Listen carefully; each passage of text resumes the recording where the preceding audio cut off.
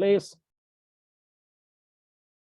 Okay, welcome to another wonderful and amazing session for ACE Creative Academy. ACE Creative Academy is a creative academy that is based in Lagos State, Nigeria, and one of our vision is to drive relevant conversation in the creative and tech ecosystem. Today, we're going to be having an amazing training, which is introduction to UI UX, getting started with UI UX. And with me is our amazing facilitator, Mr. Elijah. Mr. Elijah, say hello to the team. Good to have you on board, Mr. Elijah. You can unmute the mic and say hello to the team. All right. ACE Creative Academy, our vision is to drive relevant conversation in the creative and tech ecosystem. And beyond that, we also have what we call ACE Creative Community, where we have over 1,000 creative and tech professionals on our WhatsApp group. While this training session is going on, I'm going to be dropping our various WhatsApp group and our various Telegram group. Now, on this group, we have various creative and tech professional meets, collaborates, and that's where we actually share most of these events. Most of these events that we organize are majorly for our community members, but one thing that we always ensure we do is that we open it up to the general public to be a part of and to join. Now, beyond that, another amazing thing that we do in our community is that we have back-to-back free trainings like this. So after this training, we're going to be having a Photoshop masterclass, which is going to be happening next month, which is in 2 weeks' time. We're in 2003 while this recording is going on. Now, after that, we're going to be having an introduction to Adobe Illustrator, after which we're going to be having another training, which is going to be taking place very soon. And they're all free online training, where I'll be teaching on market communication, which is also a very important tool for creative and tech professional. Then we're going to be having a legal expert that is going to be coming on board. Then we're also going to be having what we call introduction to video editing and content marketing. Why? Because in the age we are in, video and content marketing is now becoming what's the big thing. Why? Because on social media, video is now has more engagement than tools. So what we do in the academy is we have what we call give you all your relevant knowledge and information to be relevant in the creative and tech ecosystem. Our physical academy, where we have training monthly, is located in number 29 Abiodun Street, Shomolu, Lagos, Nigeria. And the website to the academy is going to be dropped by Mr. Anu right now on the link, where you can see our various training. Now, we train in graphic design, basic and advanced web design, web development, that's front-end and back-end. We also train in animation, photography, and video editing. Now, all this training, which are both physical and online, has been designed to make you relevant in the creative and tech ecosystem. And obviously, we also take what we call UI UX training. So what we're going to be doing today is going to be foundational basic, but I promise you that we're going to be getting our hands dirty, in which Mr. Elijah is going to open up a system beyond taking you through the basic introduction, and you're going to get your hands dirty by start doing some practical things in UI UX. So I want you to sit back, relax, and have an amazing time.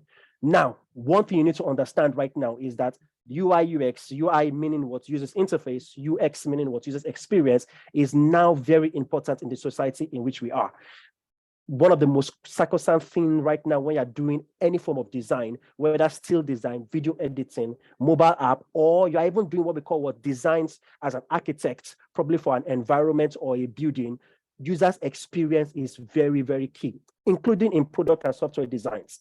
Do you get what I'm saying right now? Even in fashion, user's experience is very, very important. So beyond just mobile app, user experience application can cut across all industry. So as a designer, as a tech professional, understanding the principle of UI UX is very, very important. That was why I reached out to Mr. Elijah, who is the facilitator of our academy, that it's important for us to take this training for our community member. If you want to join our community, I'm going to be dropping the link to you shortly so that you can join the community while the training is going on. So without much ado, like they always say, I'm going to be welcoming Mr. Elijah. Now, Mr. Elijah is a seasoned graphic artist, web designer, UI UX instructor, and also a UI UX professional. He is the CEO of Innovation Creed, which basically is a creative and tech company that renders creative and tech services and also training to various organizations, both locally and internationally.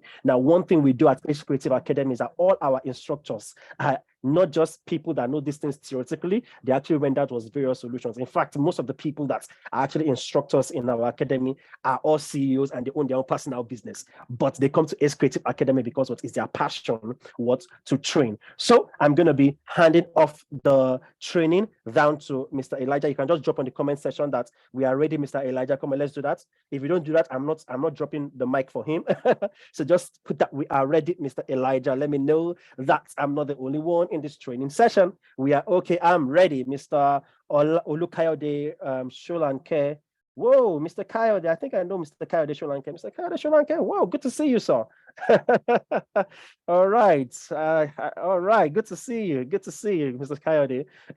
Okay. All right. Ajibade Kabir is saying he's ready. Mr. David is ready. Mr. Anu has dropped the link for the website for you to join to see other trainings that we basically have. And I'll also be joining the link for our community. Please, once we drop the link for our WhatsApp group and our Telegram group, try as much as possible to join because that's where you get latest information. We also post various job opportunities to also there for creative and tech professionals. We've been doing this for over 4 years. The community has been existing for 4 years. And we also have a conference called Drive Conference, which holds every November before the end of the year. So you cannot but just be in this community. All right. So while we wait for Mr. Elijah to come back, for me to hand over this conversation to him, what I want to just make you understand is the fact that what this is going to be a foundation to get you started as a UI, UX professional. Now, what we've also done basically is that we've also, now because it's foundation, we're going to be spending between 2 to 3 hours maximum.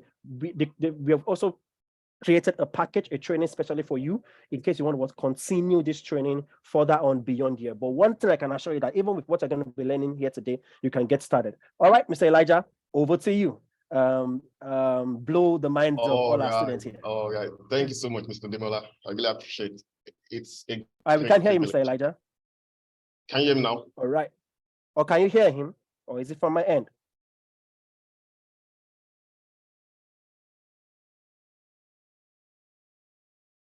Hello. All right, Mr. Elijah, we can hear you.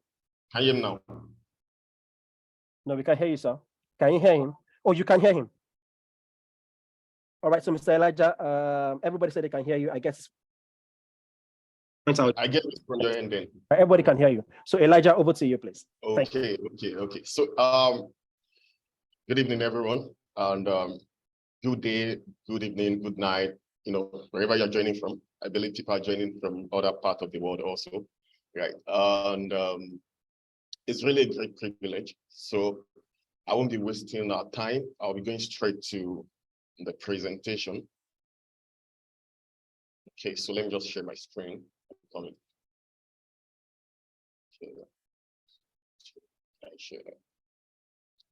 I'm sure we can all see my screen right now.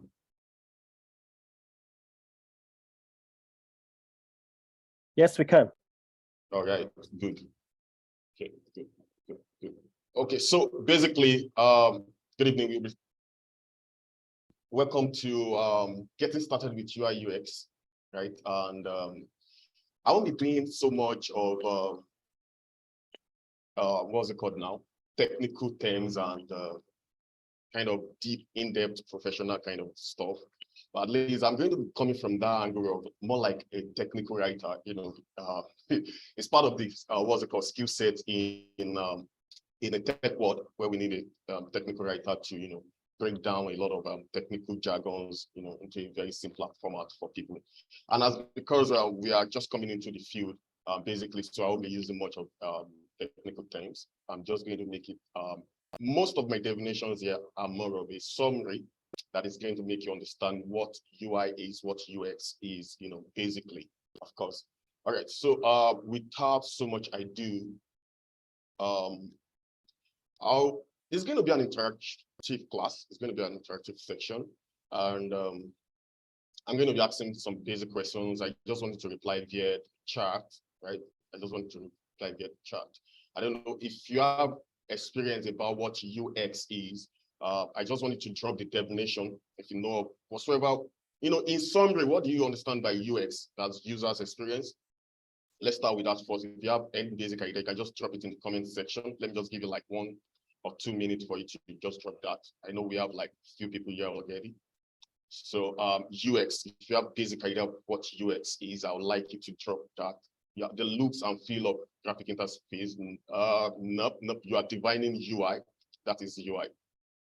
UI is the look, the feel, the graphical interface. That's the UI. That's the user's interface. The UX, which is the user's experience, that is what I'm asking, talking about. What is the UX?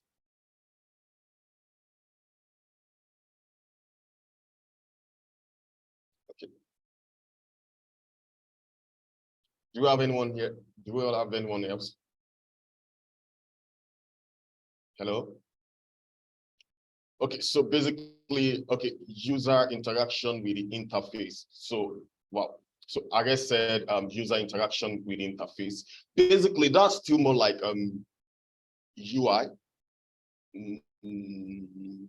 But you're correct, it's an interaction. So UX means user's experience, creating experience in the mind of the user, putting the user of the product in the center of the world. Nice, great definition by Ajibade. That's a wonderful definition by Ajibade. Putting the users at the center of the design. UX is the experience the user feels when navigating through an app. Yeah, of course. And UI is the look of the product. Yeah, that's a very correct definition by John Taderi. All right, so let me just move into my slide. As I said earlier on, I'm not going to be doing a lot of technical definitions. It's just more of a summary for us to have a better understanding. So what is UX, which is user's experience, of course. User's experience is user-centered, right? It's user-centered. That means we are all talking about the user. So irrespective of your background, irrespective of your great knowledge about designing, when it comes to UX, you are talking about the users. You are, thinking about what those people are likely to experience, when using your product, when using your package or any of your stuff that you ditch out there for them to use. Now, user experience design is the process design teams use to create products that provide meaningful and relevant experiences to users. So basically, if you notice in my term of definition, I'm trying to use the word teams, right? Because when it comes to UX, which is user's experience, especially if you're creating a product for a lot of people, there is a place of you having to interact with people. You cannot do it alone. You cannot be for me, over the years that I've been working, I've realized that being in UX, you cannot be a one-man mopo. You cannot. You either, you can't just be a standalone person if you are trying to create a great product. You always need the help of people, to get to better understand what the users are, right? For you to even have experience of what those people are going through, you need to ask questions and some other basic stuff, right? And of course, you need to have constant, communication with the developers, the stakeholders. So really, when you are a UX designer, you're also a team player, right? You're also a team player. You're not doing it all alone. So user experience design is the process of design teams. Yeah, I understand the place. I know some people might be asking the question of, oh, what if I'm a freelancer and someone is, contracting me to design a product for them? So am I not working alone? No, I'm not working alone. You are working with the stakeholder, and at the same time, you're still going to conduct users experience kind of questionnaire for your end users to go through. So for a UX person, a UX designer, always form a team. You have to be a team player. Now, UX designers consider the why, what, and how of a product. And if you're considering the what, why, and how of a product, hope you know you can't do that alone. Yeah, there's a place of deep thinking, right? There's a place of deep thinking. There's a place of you trying to, what is the possible things that these users might really want, at this stage in this product? What are the things they might really want to do in this product? But at the same time, for you to have a better and clearer understanding of what we are talking about, of the product, even after you've had meeting with the stakeholder, you still have to push a questionnaire out there. You still have to do probably a one-on-one meeting, a Zoom meeting, interview, not just meeting, an interview with end users. So basically in UX design, there's a place of you conducting research, of course, and there's a place of you trying to gather secondary research and doing your primary research. So primary research is that research you do yourself based on that project. These are the hands-on questions you ask your end users, by creating probably a questionnaire or conducting an interview, either one-on-one interview or a general kind of interview. But in this part of the world, we realize that a lot of people are not really spending money on users research. So a lot of people just rely on secondary data to do most of their products. But that's not a good experience, though. Yeah, it's not a good experience. It's not going to, you are not going to end up giving a good experience to your end user because I know there are some correct data out there, but at the same time, you might still need the touch of a real life person, giving you their their feelings, pouring out their mind to you about how the product should be like. And that is why we do what we call user testing at the end of every of our users research, users design and the wireframing. We do user testing, basically to test that all of our research are actually good. Right. So UX designers are, the people that deal with the why, the what, and how of a product.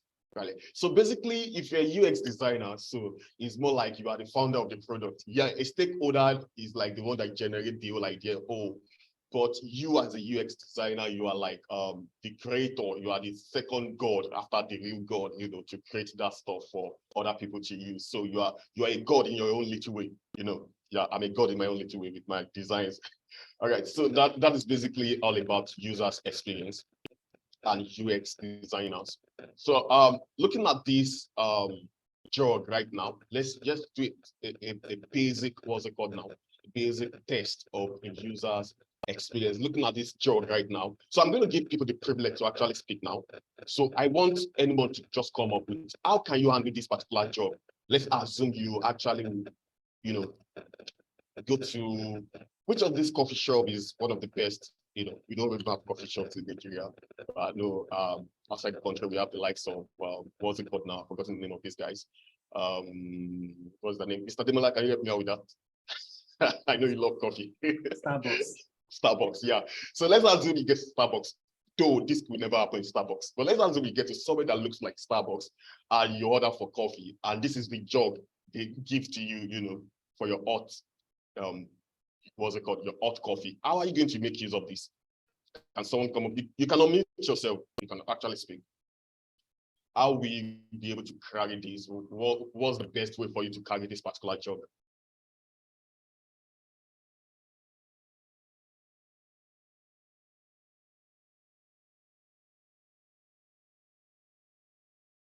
I'm waiting.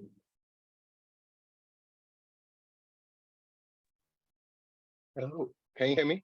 Yeah, I can hear you. Go on, please. Yeah, this is Olukade.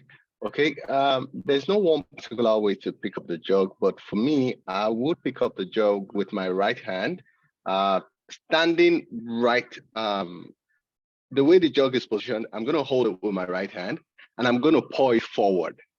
I'm not going to pour it towards the handle, and I'm not going to pour it to the side of the lead, but I'm going to pour it forward. So when you say forward, meaning okay, let me, the upward direction in that direction where it is. Yeah. Okay. Yeah. Okay. It's so going to tilt that means forward. You're going to plant it back like this, right? It's not good. The handle. Looking at the handle is on my right hand side. Yeah. Now it's not gonna. I'm not gonna pour it to the right. I'm going to pour it forward. Okay. It might be difficult, but more like it. Okay. Exactly. Okay. So basically, don't you think the water will come out from two outlets from the major? Absolutely, it's going to come out from two outlets, and if I try to tilt it more to angle 45, I think I should get a perfect pour, but it's still not a good experience. Yeah. Okay, so basically, is there any other person that wants to give it a try? Is there another person that wants to give it a try? Maybe there's a way, you can actually do it in such a way that there won't be a waste of coffee. Hello. Hello, good evening. Good evening, go on. I think it's difficult handling it and trying to pour the contents in this jug. But I think the best way I think I can handle it is when I hold the handle with my right, okay, I tilt it to the side to All pour right. it. Okay. And one even has to be careful pouring it because the Yeah, not steam fully where might. there's hot, content Yeah. inside.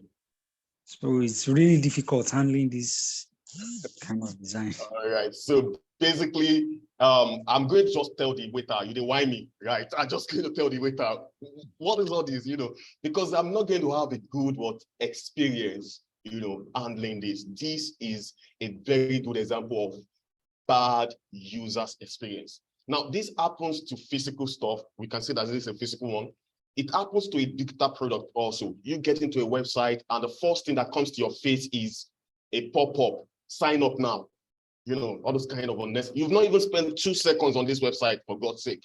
And the first thing you are saying is, sign up now. We are here for you. Enjoy 30% of our promo. This and this is happening. Guy, calm down. If I'm the one, I'm going to say that, please calm down. Let me just have like 10 seconds to go through your website first before I get a pop-up. And I know we experience this a lot, especially on our blogs, all our musical blogs. Most times when you go there to download your, your 2-minute songs before you finish even downloading. I understand that is the place of, marketing for them, how they get money. But at least you will realize that most times you'll get to experience a lot of bad experience.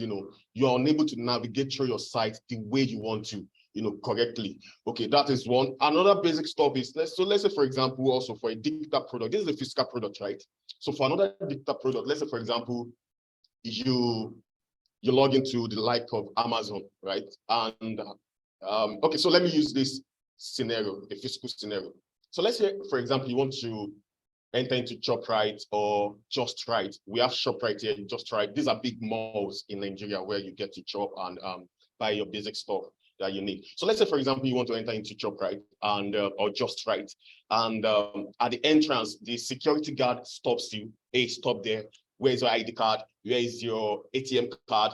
Are you using money? Are you using cash? Are you paying with cash? Let me see. Do you have the correct cash? Are you using the new Naira note? We have a swap in Naira note in Nigeria currently. And all this sort of question is coming from the security guard before you enter the mall. I'm sure you are going to turn back, right? Having such experience, what kind of question is that? The same thing happens. So let's assume you just get into Amazon to get your tech chair or table. And the first thing Amazon is asking, even before you even preview any product, is what kind of card are you using? What is your ID? You need to sign up first. You need to do all of these kind of things. You need to perform that action. This is going to cause what we call a bad user's experience. You understand? Because you've not even get to check the product out. You've not checked if you like the kind of chair you see there.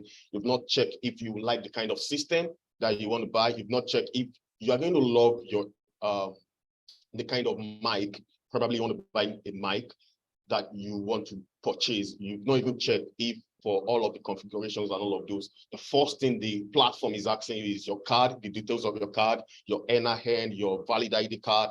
These are you bad users experience. And this thing I'm talking about, these are things that has happened a lot in, let's say, 10, 15 years back, that you get to some website and basically they bombard you with a lot of questions, even without you interacting with the website, just to get a little understanding of it. We realize that a lot has to be done, and the work of UX designer actually came into place for way back for us to do amazing stuff. So another physical example I'm going to lay mention of is, I'm sure most of us have been to eateries, and most of their doors we see push or pull. You understand? You see a lot of push or pull on the website. Okay, hold on, please. Just give me a few seconds. I'd like to share that with you. All right, so I just want to do that. It's not part of the slide doors. So I just want to give you a physical look so that you can actually relate with it. Okay, so let's assume for this particular door right now, we see a lot of doors like this in most, what's it called, eateries. And this kind of door, you don't know if it's a push or pull kind of a thing for you to gain entrance into the mall or to get,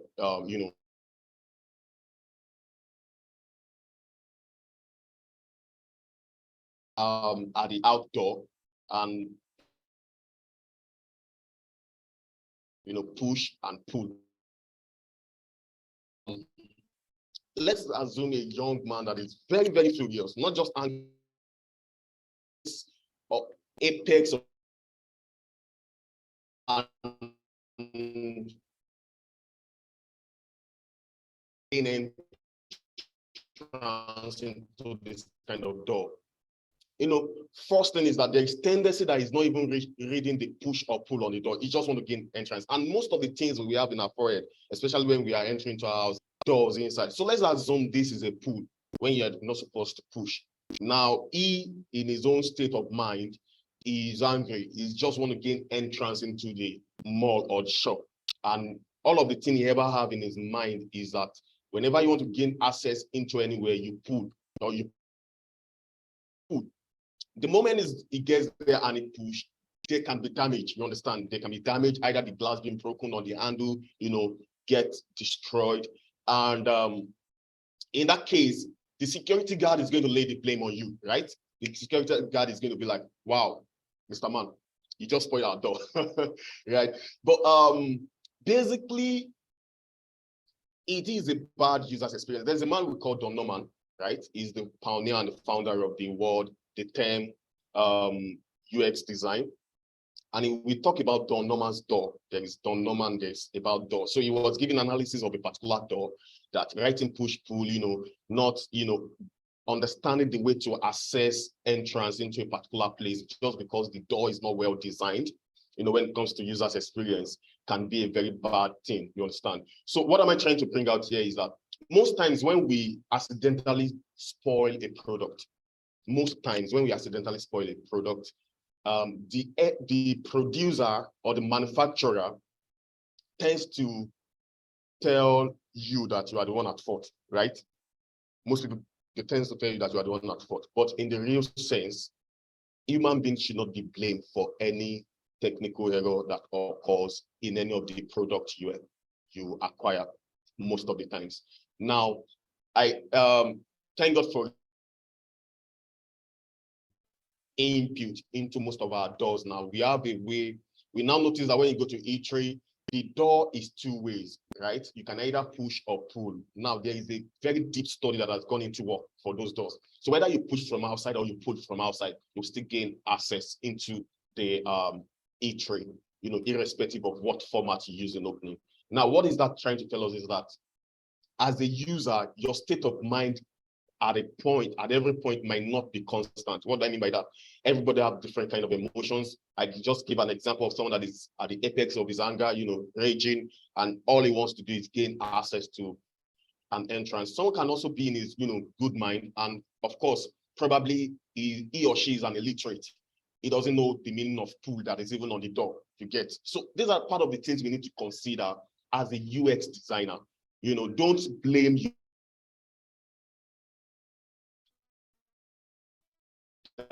the end user accessible, for your end user.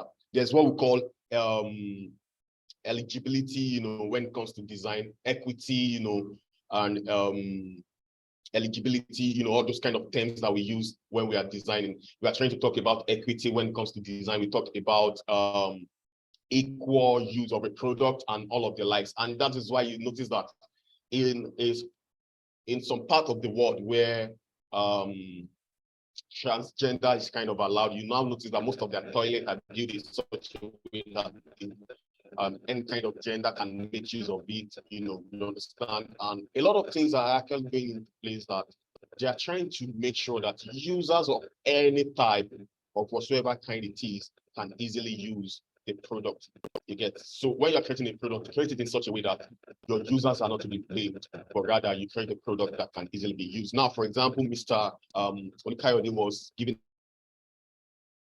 a job in such a way that, it's so convenient. For him, that's the way he understood the product. And now for Mr. David also is also talking about how he's going to also bend it also, to also get the coffee from it. These are ways at which they understand, but there is a better way the job can actually be designed, you understand, for us to have a very smooth user experience.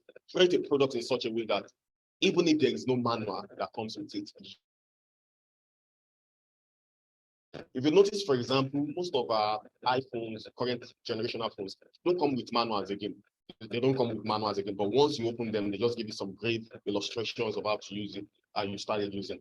Way back 10 years ago or 15 years ago, when smartphone is not yet relevant, you see a lot of packed documents, giving you analysis of how to use it. You understand? But currently, we realize that a lot of people have been using smartphone, and there are methods that are already, in it. There are methods we use in using this product. So if you're creating your own smartphone and the navigation on it is totally different, that means you are not doing something that is publicly relevant. You are doing something that is limited, for some set of people, like Linux. Linux is an OS, right?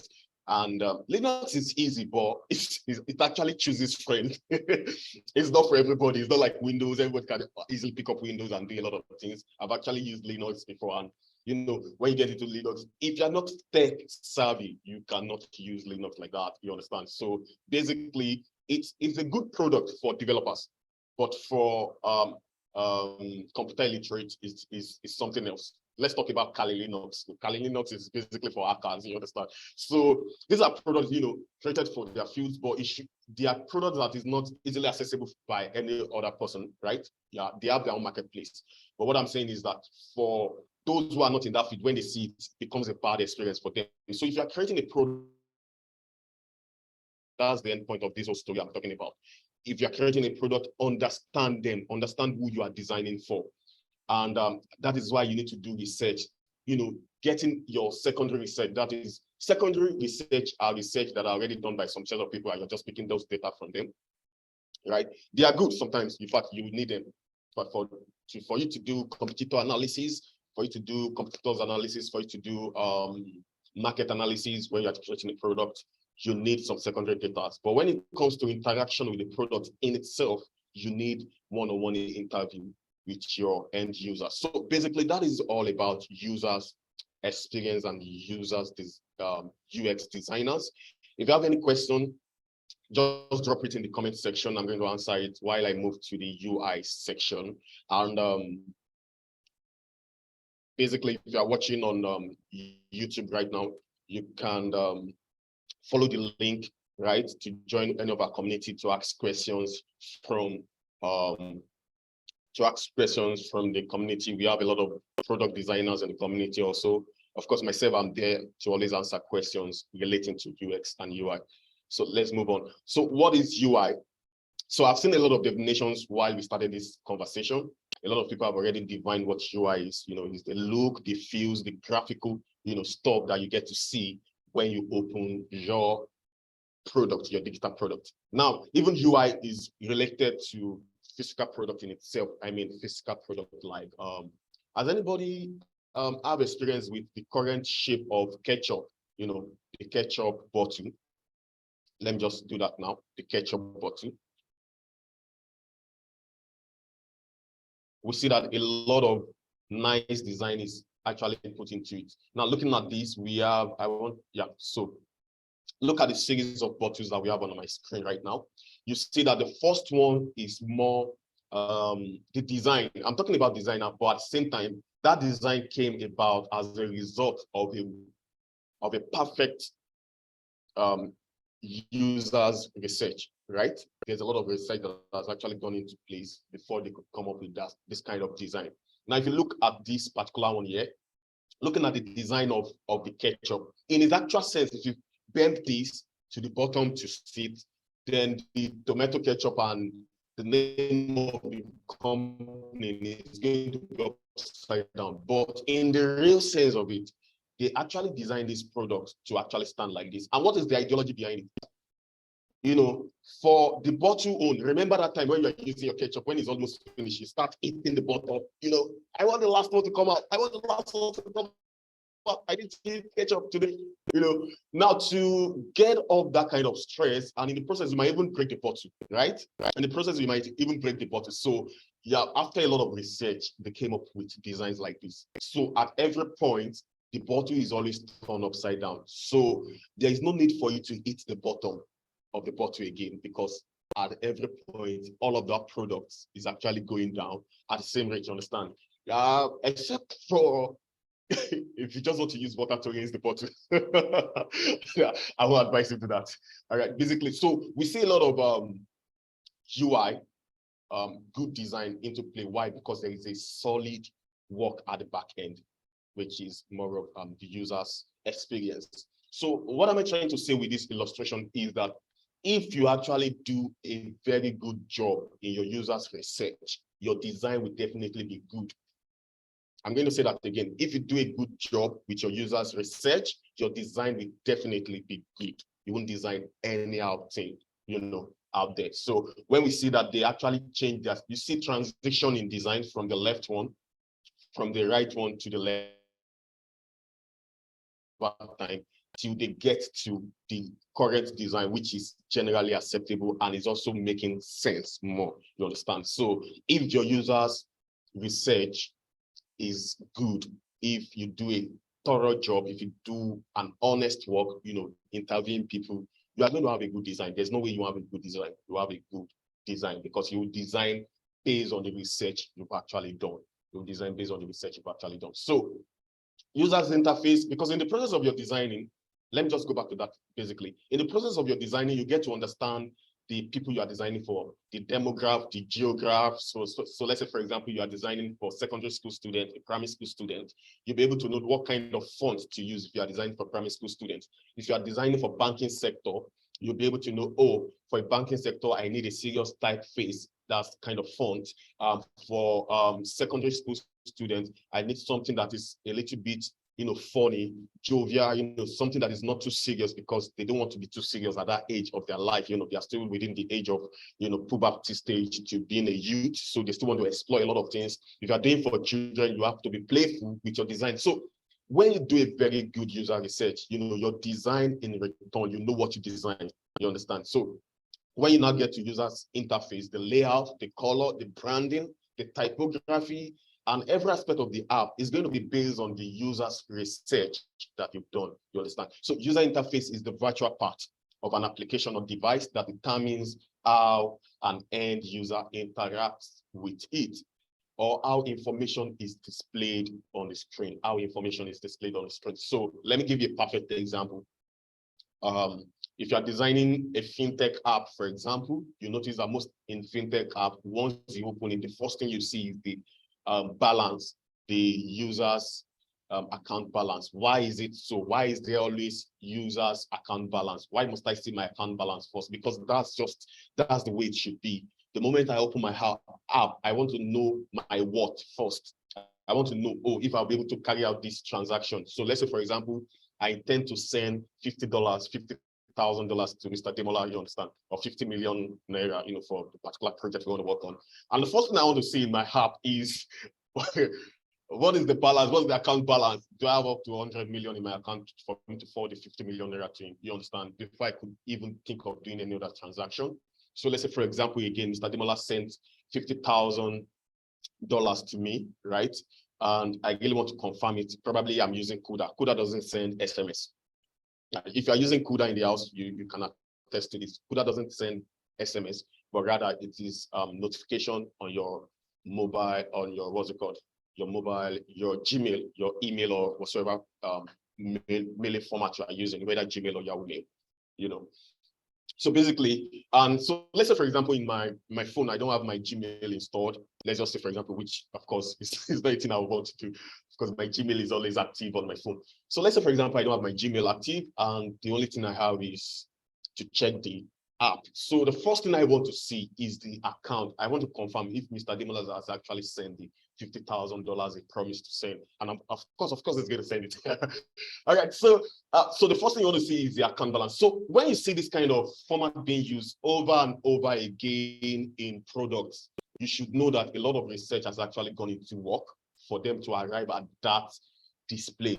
So what am I trying to say? How the information on your UI is actually designed, or the layout is actually done, is also based on the user's research that you've done. So you don't just come up with design, you don't just pile up contents the way you feel like it should be. Probably you're a good designer. No, It's not about your design. It's not all about you, your aesthetics. It's not all about the beauty. And let me use a perfect example of a very good UX website, but not too beautiful interface. I think Amazon is one of it. Amazon has really done a good job, right, with their design. But at least when you look at it based on, if you are expecting that based on the current generation we are in, you understand that there should be a better design. Of course, there's someone, as far as I've seen a lot of works on, some of my UI students are trying to revamp a lot of application interface. Why? Because they feel like the design are not okay. You understand? But one of the things they don't understand, which I just laugh at, is that if you are working with white guys, they are not really concerned about your aesthetics. They are more concerned with your users' research, your users' experience process.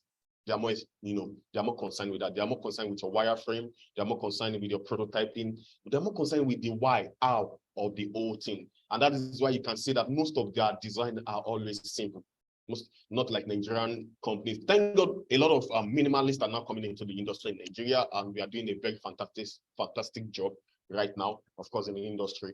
But one of the issues we have, I have initially then was, I need to learn a lot of Effizi. I need to learn a lot of how to combine fonts. I need to learn a lot of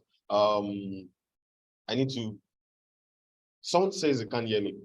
Please, if you can't hear me, please notify. Am I audible? Can you hear me?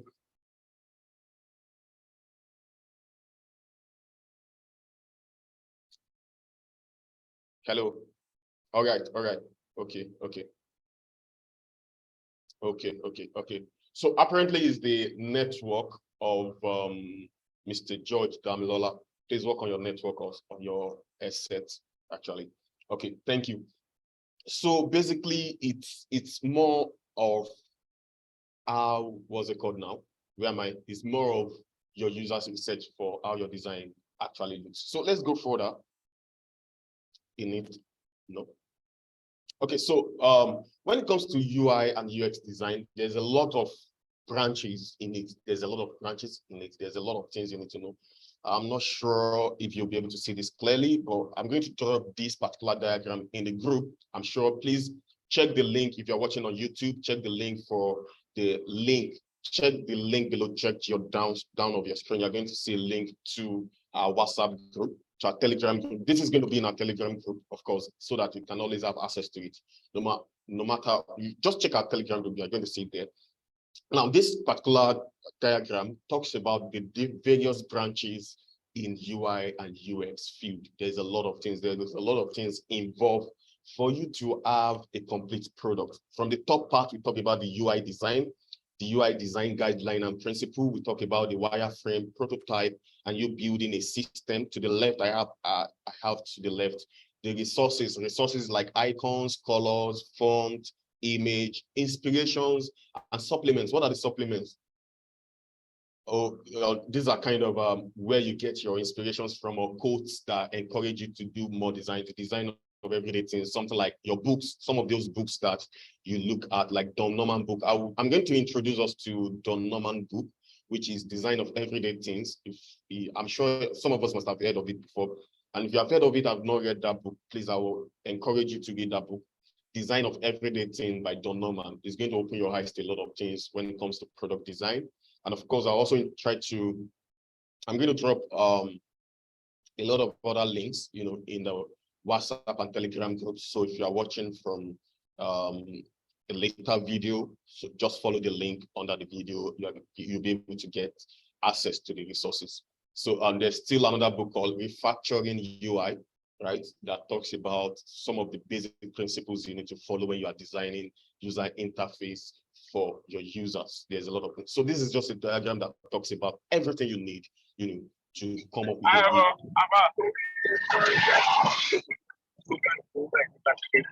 Okay, Mr. John, do you want to ask questions? Okay, all right. Okay, so let's talk about what is wireframe. We already spoke about UI, we spoke about UX. Let's talk about wireframe. Wireframe is another part of your product design journey that you need. You cannot play with. You cannot play with it. After your user's research, the next thing you're going to do is your wireframe.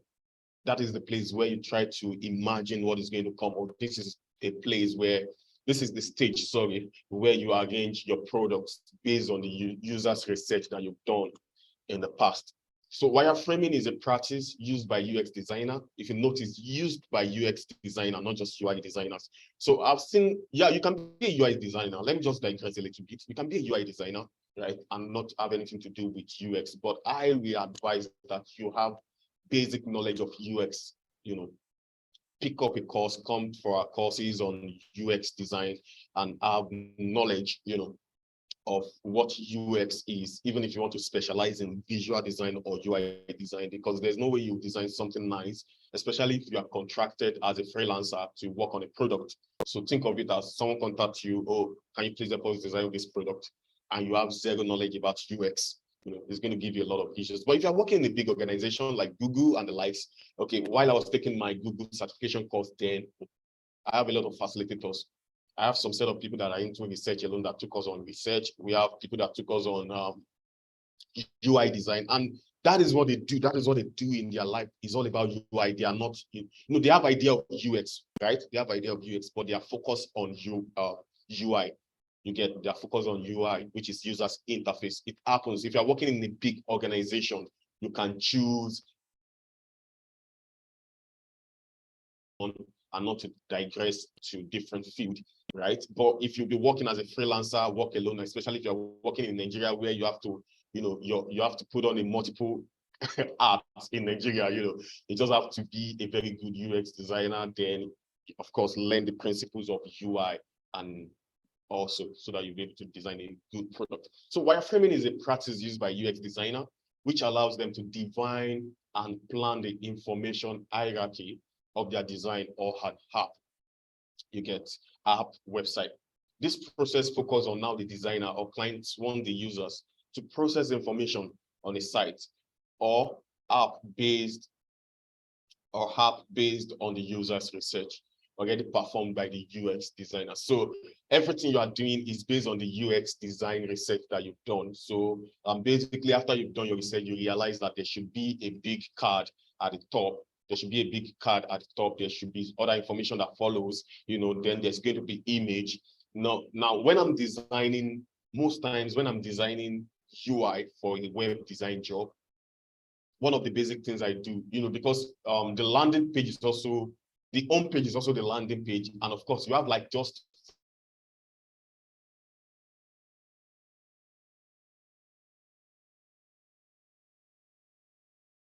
to 10 seconds to pass this sweet information about your product to, or about your company to end users.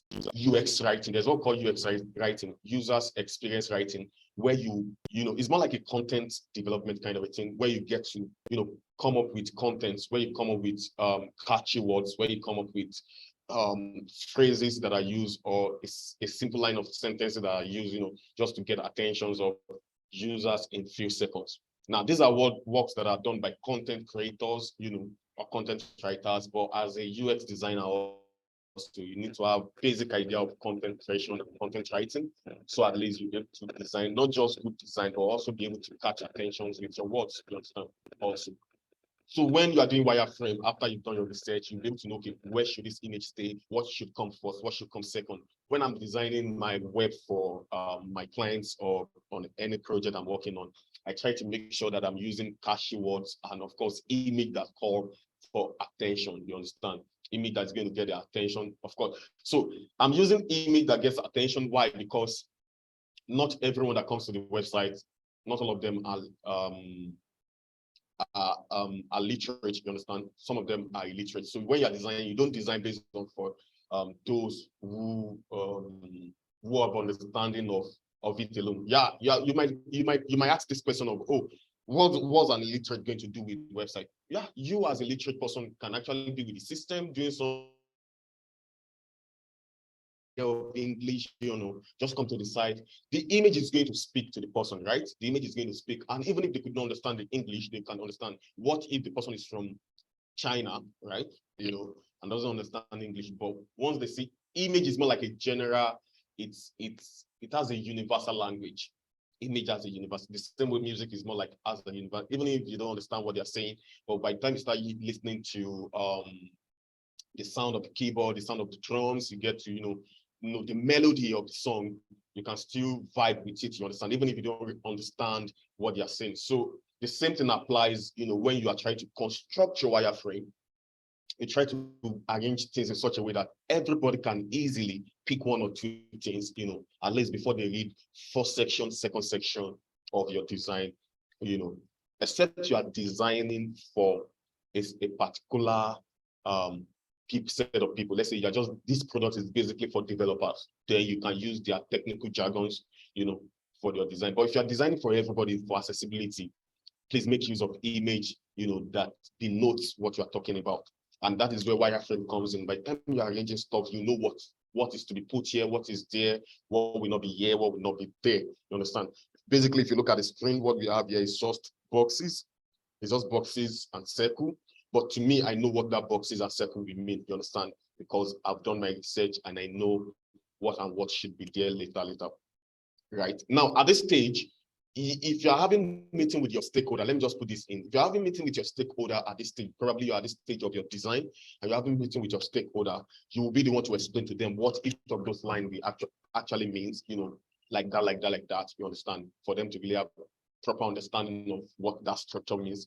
Because I've actually experienced having a meeting with a stakeholder, and I was like, okay, I'm at the wireframing stage, and bam, I wanted to do presentation, and after the whole research presentation, I moved to wireframe, and they're like, guy, the only thing I'm saying here is just boxes and circles. What's the meaning of all this? Then I got to explain, okay, this means that this is going to be here, that is going to be here, you understand? And, the meeting wasn't interesting for them. Why? Because they just want to see the visual, the UI. Then I had to, after I'm done with the UI, came back actually to have meeting again, then we discuss properly what they need to see. So basically at this stage, you are the only one that will really understand all you are doing. You are the only one that will understand. So when your friend comes around and you're designing and it's like, guy, what are you doing? Just keep working, you understand? When your colleague comes around and like, guy, what are you doing? Just keep working, because you know all of the arrangement, what it means later. So let's say a perfect example of wireframes. Now looking at to your left-hand side on my screen, right, we see boxes and a lot of circles, dots, and a lot of things, there like that. All of these things represent one basic information or the other. All of those things represent informations. All of it represents informations. The box at the top has meaning. The box at the top has meaning. The circle here, there is meaning to it. All of these down parts, these are the meaning. They all have meaning. But to someone else that is not working on the project with me, it looks as if, what is this guy doing? Till I move to this stage. Then you see this. Can you now see this? Can you compare the two? You see the back button is now back. You see the top box is now, what is it called now?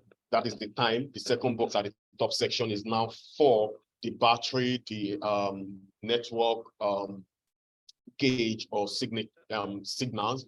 Then you see the bigger box, meaning the title, FK tweaks. Then the other one, of course, is the kebab menu. We call this kebab menu.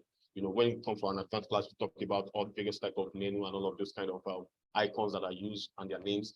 Top songs, you see this other box here. You see the way it is here in wireframe. It's looking like box. It's looking like circles. But in the actual design, you know what it actually means. What is wireframe going to help you do in your game design? What is wireframe going to help you do? So when you are dealing with wireframe, what wireframe does is that so let's say, for example, you're working on two projects simultaneously, and you've gotten to the stage of wireframe for the first one. When you arrange the whole of your wireframe, and you probably abandon the project for like 2 weeks, let's just assume you abandon the project for like 2 weeks. When you come back to it, you are not stressing yourself again. You know what will go here, what will leave, what you need to add. You just move straight to design. One. Second advantage of wireframe is that at this stage, when you are at the stage of wireframe, then you move into what we call design guide. There's what we call design guide. I have processes I follow when I'm designing. After I'm done with my research and I've done my wireframe, then I stop to create design guide. That is where I set colors, all the colors I'm going to use. You notice that at this stage, there's nothing like color. So I have to sit down, set up all of the colors I'm going to use based on primary color, secondary color, accents for text. I'm going to then at this stage I'm going to look for all of the icons that will fit in properly. At this stage, this is the stage where you look for images that will fit in into every of those boxes. So at this stage, it's really giving you that privilege, to set up things as a UI designer that you are, you understand? And of course, look for the appropriate, theme. For when I mean theme now is that what kind of color, what kind of font for you to use. These are themes, when you're designing stuff. But basically, let me just use the term design guide. We call it design guide, right? So let's move to the next slide. I'm not supposed to spend like, okay, so basic terms in UI design, we talk about icons, colors, fonts, typography, we talk about grid, we talk about layout, white space, image, and alignment. Now, in our design today, I'm going to touch all of these areas. I'm going to touch the typography, I'm going to touch the layout, I'm going to touch the grid, I'm going to touch the white space, talk about images. How do you get images? How do you get stock images that are free? What are the platforms for you to use to get good images? What are the platforms for you to use to get good fonts? Where do you get inspirations from? These are basic things that we're going to talk about today in the next 1 hour of our class. So design tools, what are the design tools you need? Now, if you're just coming into the industry, right, as a UI UX designer, don't get scared. All you need is Figma, right? All you need is Figma. I can bet it with you. All you need is Figma. I've even been designing some of my social media posts now with Figma. I've not had reasons to open my CorelDRAW, my Illustrator, my Photoshop for a while now. Why? Because Figma is giving me that vibe that I need, you understand? Then, of course, there is Adobe XD. That's also like Figma. Adobe XD happens to be the first UI design tool I used, before I now moved to Figma. Figma took over with a lot of updates almost every 2 weeks or 3 weeks now. Figma gives us new updates that makes our life much more easier. One of the things I understand or really love about Figma is the fact that they are constantly working on their research and making life easier for we designers. And I love that. There is Adobe Illustrator also, for your vector works. But at this stage, I think we need to continue, let's continue to, let me just keep this. Can we go and design right now? Yeah, because I feel like I've talked too much. There's a lot of information. There's a lot of things in this small head I really want to pass out. But at this stage, let's just get our hands dirty. Let's get our design done. But before we move into our design, let's talk about our next design class. Is going to be starting by June 12th. It's just 40K. There's going to be an online class. There's going to be a physical class. I know a lot of people are saying, oh, I don't know how to sit down with system for long. I really want someone beside me to mentor me through. Yeah, we have a physical class for you, for that kind of person. And if you're the busy type, that, okay, right, I want the online class, I can cope with it. We have the online class also. So it's a 1-month training, and we have 1 year mentorship. For those who are watching on YouTube, the link is down there right now. Click on it to register for the class. It's going to take you to our website where you can have your registration done, right? And of course, see you in the design class. So let's start with our designing, right? Okay, so basically before we move into designing, the chat is open for questions. And if you would like to speak, unmute yourself. Let's use the next 5 minutes to talk about things you don't understand in my slide. Take me back to anywhere in the slide that you didn't really get. Let's talk about it before we start designing. All right, the floor is open.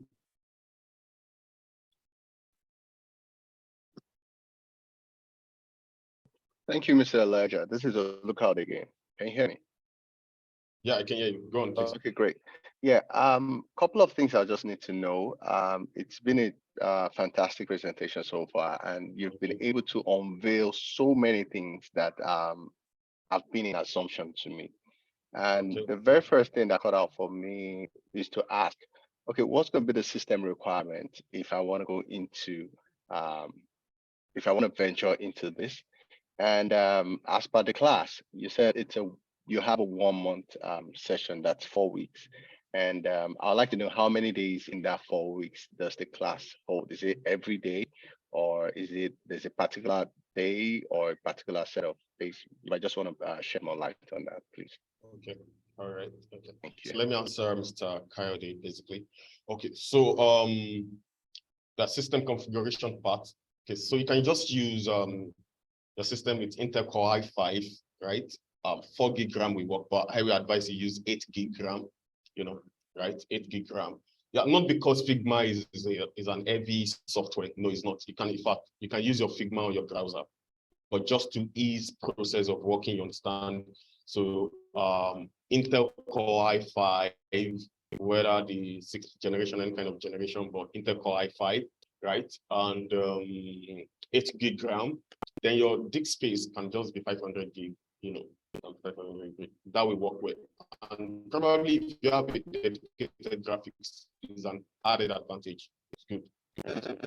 So basically, Figma is not consuming, but probably if you want to go into designing more, probably the use of Photoshop, the calendar, using for i7, right, with 16 gig RAM and probably a large space for your hard drive, something like 1 terabyte or 500, also 500 gig for your hard drive.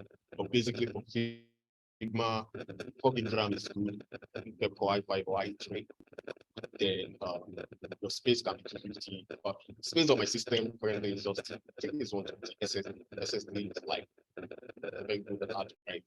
It's kind of expensive. I just wanted to 120 I'm using, and I have my external hard drive and so basically Figma doesn't consume RAM, doesn't consume space, and so basic system for basic stuff can work out. But as a designer, you know, we love working and the system is running smoothly. So our advice for i5, if you can use 8 gig RAM, right? And 500 gig.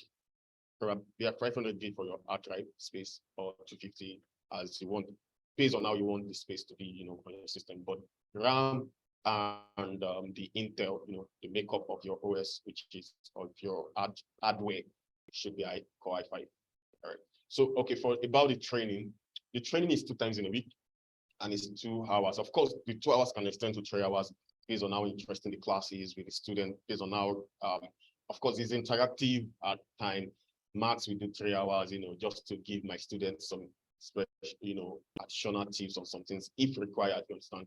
Then a lot of assignments during the week. And of course, we're going to do a lot of projects with your classmates, their projects. So you started from the first day of the class, after we've done our basic introduction and we start the introduction to UX, you have your project sent out. You'll be divided into groups. Then you have your project with you. You start thinking, as we are designing in the class, you're also using the design process on your project, personal project. In fact, one of our projects was actually shortlisted on Peer List. Peer List is an international platform where designer gathers, you know, and to vote on a design. And a particular week, one of our case study was actually selected for view by a lot of people, you understand. So basically what we do is that is an hands-on design whereby you are paired into group and you are instantly working on the project as the class is going on. So whatsoever you have been taught today, you apply that method in the project, you understand, and that's the way it goes. 2 times in a week, 2 hours. Okay, that's the network. I'm sorry about that. That's the network. Is it better now? Everybody, is it better now? Is it better now? Sorry about that. All right. I think someone already read the system config. Okay, from ACE. Yeah, good. Nice. Yeah. So Mr. Kayo, did you answer your question? Yeah, you did answer the question. Now, in terms of the day, is there a particular day Okay. you pick? Is it a Monday, a Friday, a Saturday, Sunday? Okay. You might just want to be specific with that. Yeah. Or maybe it's going to be student based. We just want to know. Okay, so for the physical class, it's going to be on Thursday and Fridays. Physical class is Thursday, Fridays, and it's going to be from 11 a.m. in the morning to 1 p.m. in the afternoon. That's for the weekdays. And for the weekend class, it's going to be from Saturday, Sunday. It's going to be Saturday, Sunday class, and it's going to be like the same time, 5 to 7. The weekend class, the online class is going to be 5 to 7, evening class. So if you're going to work, I'm sure you'll be back by that time. On Sunday, after you've gone to your church service and you've relaxed a little bit, 5, you start the class to 7, and you'll be able to really understand. Right? That's the way it goes. All right, thank you. Yeah, you're welcome. Any other question? Okay, someone is asking, Babatunde is asking, how can I do UI UX research? Okay, so it's a long process, right? And by the time I dive into design now, we're going to be doing 1 or 2 things, that's going to open your eyes to how research are actually being done. You understand? Just some part of it, not deep research, but research when it comes to design. Some basic things you need to do when it comes to design. We're going to talk about it.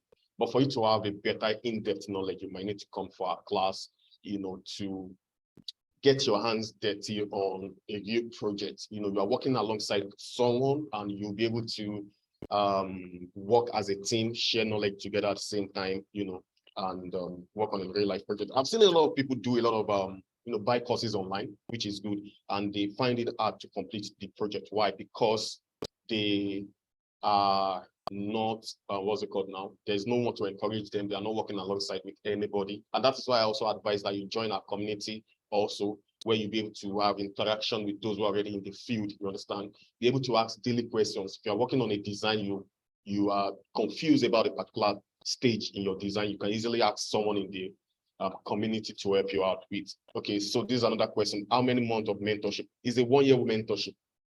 Is a 1-year mentorship after the 1 month. So what it means is, for the physical class, if you are privileged, you have access to our office space for the next 1 year after class. Even after like forever. Once you are our student, you have access to our office space. But for that 1 year, you have access to me directly, if you are working on any project, for me to take you through on that project for 1 year after the class. And of course, after your whole class, most people don't really finish their whole project within that space of 1 month. So what I do is that, like, first 2 to 3 months, after our class, once in a while, I can just put out a Google Meet, meeting out there for 1, 2 of my students, just to get them, understand, get them going on that project that they're working on. So we have the link already sent to the group.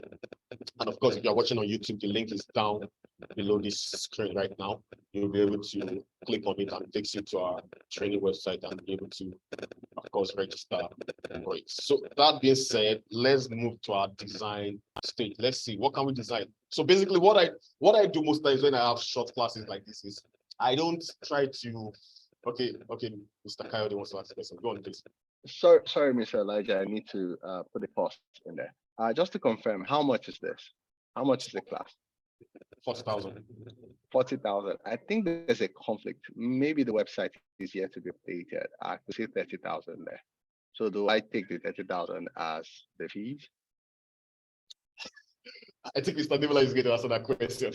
All right, so we apologize about that. What happened was that I think last month was when there was an upgrade. I mean, there was an upgrade in our price, so that usually be the price, but we did an upgrade recently, and we are actually doing a major overhaul on our website, so that hasn't gone live yet. Hence why we've not done some updates on the website, but we apologize for that. But the price is actually 40 now. Okay. All right. So sorry about that. So that we just did a price overhaul last 2 months before this last training session. But Mr. Elijah is working on a new website to overhaul the whole ACE Academy website, which is going to be it's quite robust. A lot of things you can do at the back end of the website as a student. So that's taking a bit of time. So hence why we've not updated it. But we're going to do all the couple of updates shortly. But it's actually 40. Thank you. Mr. Elijah, over to you. Yeah. All right. Thank you, Mr. Demola, for answering that question. Please, how many classes is in the online class? Okay, so basically the online class is also the same as the physical class. Is also 8 classes, right? Am I right? Yeah, that's 8 classes, 2 times in a week, right? 2 times in a week, Saturday, Sunday for the online class. Saturday, Sunday, 4 times, that's 8 classes. You understand? That is the same thing as the physical class also. Same 2 hours, 2 hours, and 2 times in a week, you understand? Yeah. The link is at the chat group. You can actually click on it to get other breakdown on our website, right? So is there any other question so we can move into design? I feel like designing, I want to design. I know most people are here to design. A lot of people want to design. So let's move into designing. Let's see what can we get to do. Okay, Mr. Kayode, do you still want to ask a question? Sorry, that was from the last time. I had to. All right. Okay. All right. Thank you. Right. So so what I do most times is when I have this short class, kind of, there is no one way design that I've done, like, oh, there's a design, I just wanted to repeat this design. No, I take you through the process of me designing something new, you know, right? I take you through my process of designing. What is it I do first whenever I'm giving any design at any point in time? Whenever I'm giving any design at any point in time, these are the basic steps I follow. And I will urge you, if you want to jot it down, if you want to jot it down, jot it down. If you think you can't forget, probably you're going to go back to this YouTube video and watch over and over again. You understand? No problem about that. You know, but these are the processes I follow when I'm designing, even if it is a small flyer. I mean, I started with graphic design, you know, study UI UX design fully. You know, in the process, I learned web. So you can do all things, don't worry. You can do all things, it's possible. I started way back 2010. So, of course, the time gap actually allows me to venture into a lot of areas in tech, you understand? And of course, as a result of working with Nigerian companies, you cannot even do one thing in Nigerian companies. It's not possible. You know, you go there as a graphic artist, before you know, you are already doing website, and before you know it, you're already doing a little bit of data analysis, you understand? And like that. But so for me, personally, I have flair for designs. I have idea of coding, but I prefer to stand with the front end of design because I love what I see. I don't just want to write code, you know. I write code, I make sure whatever code I'm writing, I'm saying it, of course, but in the front end, you understand? Right. So basically, let's move into design. These are my processes. The first thing I do is, before I start any design, what I do is what I call design research. There's what we call design research, or inspiration, getting inspiration. Let me just use that statement, getting inspiration. See, there's no new thing under the sun. That's the first thing I wanted to know. There is no new thing under the sun. When you see designs of people, so let's say, for example, a banking industry app. If you check all of our banking sectors, both the online banks, OPay, Kuda, GT, the commercial banks, you know, the microfinance bank like Fair Money and the likes, they all have the same home page. Why? Have you ever asked yourself the question of why? Why are they always having the same layout in their home page? Why? What is that layout? The card in the top section where you have your account balance. Then probably after the account balance, you check on if you have a savings or you have another, like for Kuda, there is savings and borrow. If you have actually borrowed money from Kuda, you get to also access it instantly. And of course, some banks, we have it in such a way that after you see your account balance, you can swap your card then to see if you have money in your dollar card. For PayPal, which I used to collect money from my international clients, I use PayPal. Yeah, so I'm introducing PayPal or Chipper to you. I don't use Chipper, but I use Payday. I mean Payday. Yeah, Payday. I use Payday. Payday is very good and it has a lovely interface. Right. I'm not marketing for them, but at the same time, at least when something is good, just talk about it, basically. So Payday, you see your Naira account balance, you swap the card, you see your dollar, stuff like that. Very good interface, nice, fantastic, minimalist, great job.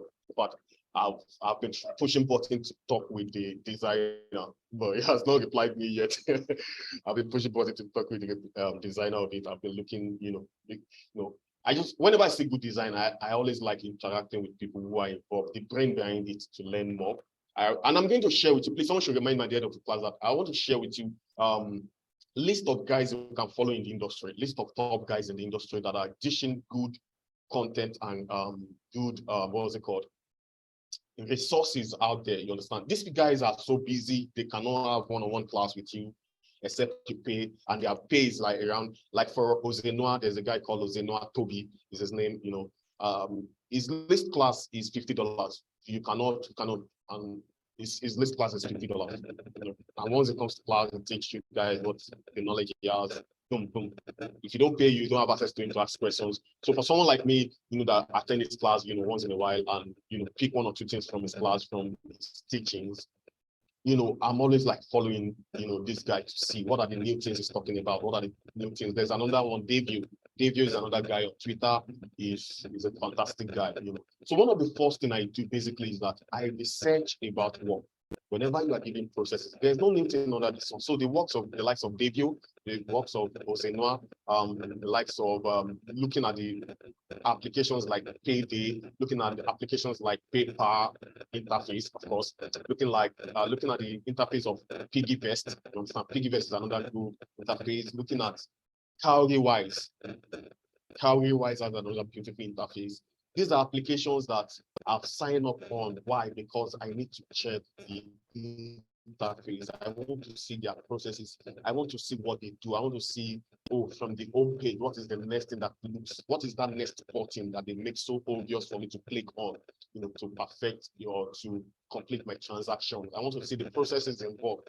How is the design done? You understand? I do that a lot. It's one of the things you need to start doing. If you want to be a good designer, you need to pay attention to other people's work.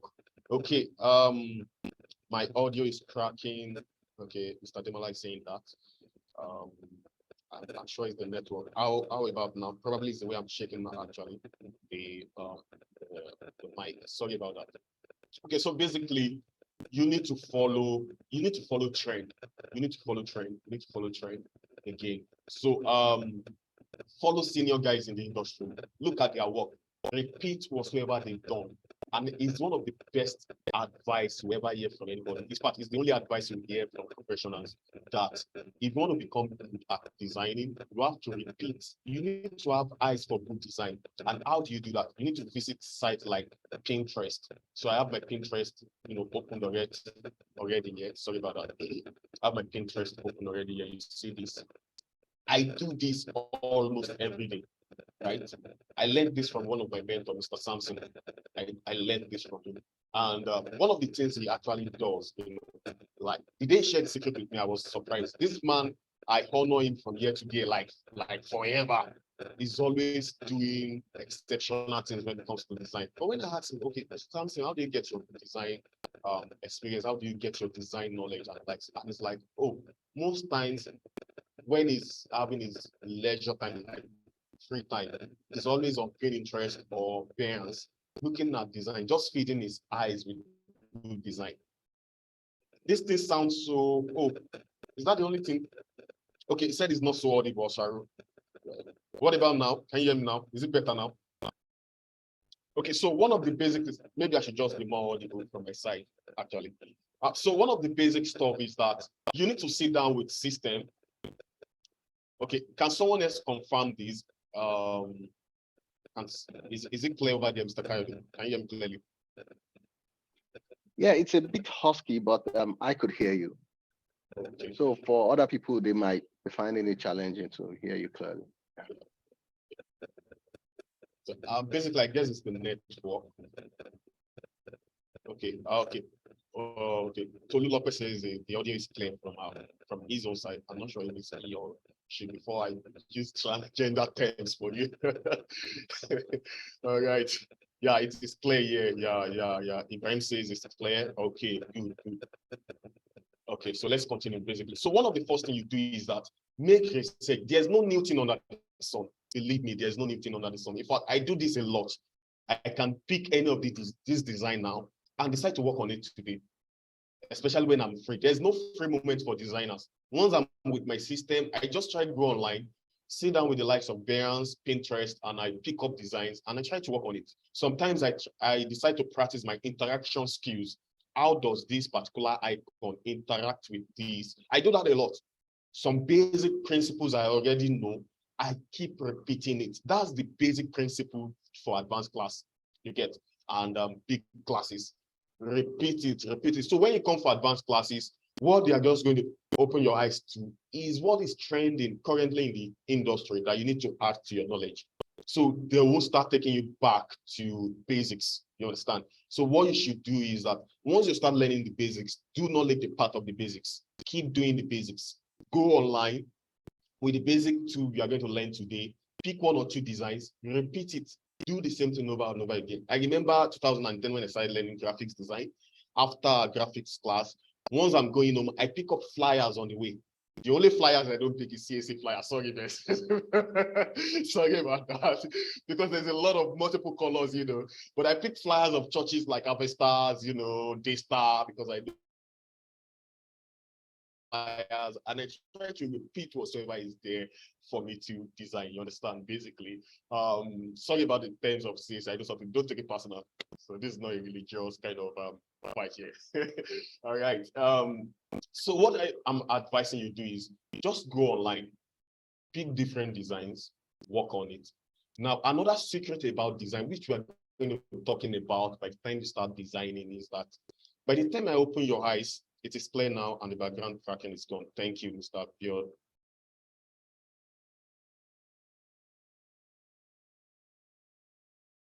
For the feedback. Thank you for the feedback.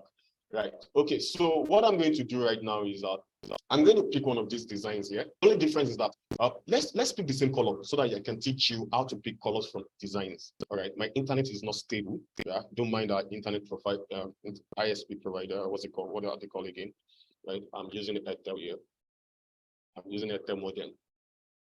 All right. Okay. So So I'm going to pick one of these designs and we're going to work on it. Then in the process of working on it, I'm going to open your eyes to what are the tools you make use of to achieve any of those things. Now, if you understand that too, you can use it for any other design also. Just need to understand what a particular tool is used for. Then you can use it multiple times to do. Now, one of the basic idea behind designing is that once you can begin to see your design from the perspective of shapes, color, image, design becomes much more easier for you. Let me repeat myself again. When you begin to see design from the perspective of shape, image, much more easier for you. Now, one of the issues we see is that when I click on stuff like this, for a newbie, someone that is just coming into the industry, you are going to look at this and you're going to be like, wow, this design is fantastic. This design is wow. This design is this. How am I going to do? You are looking at the 3D, the mock-up. That is called mock-up. That phone you are seeing right there is called mock-up. I'm going to talk about mock-up in our class today. We are going to deal with mock-up in our class today. We are going to put our design in a mock-up in our class today. So I'm going to be dealing with mobile design also. But when you see a design for the first time, don't look at it from the technical point. Let me use that term now. Don't look at it from the wow kind of point. Look at it from the point of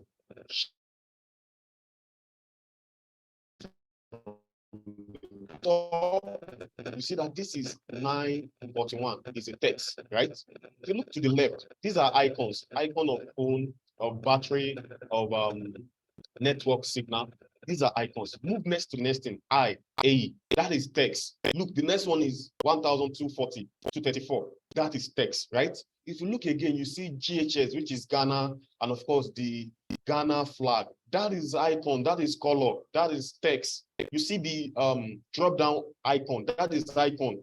Begin to see your design from this perspective. Don't look at design from, I know a lot of people will look at this design from the mock-up perspective.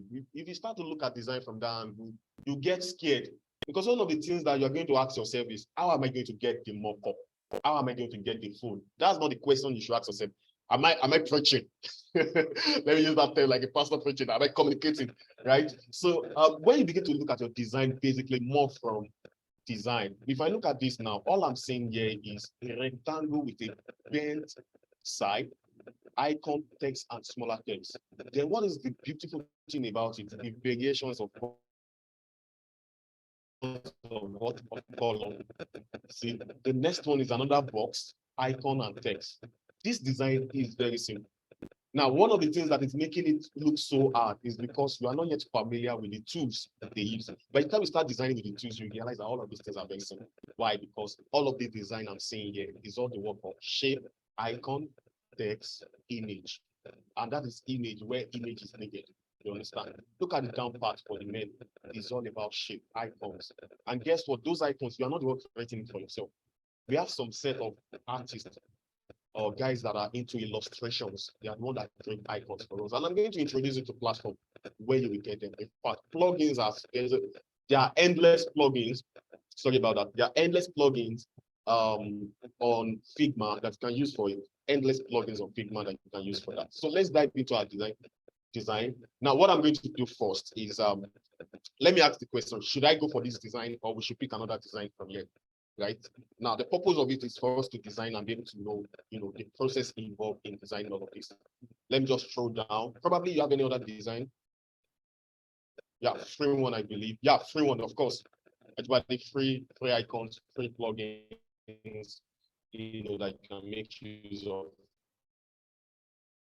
Okay, so let's look at this again. This is looking more, is making more sense. Why? Because there's a card set. I prefer to go with this. All right. Okay. This page is not loading. I think I would like to go with this. Why? Because there's a search box, there is icon, but there's not a lot of complex stuff to do, right? But at the same time, all I'm saying here is just shape, All right, so let's copy this. Probably if we are able to do two, we are going to do two. If you can do just one, we'll do one. So let me copy this, right? Now, if you want to start designing, the software we are using is called Figma.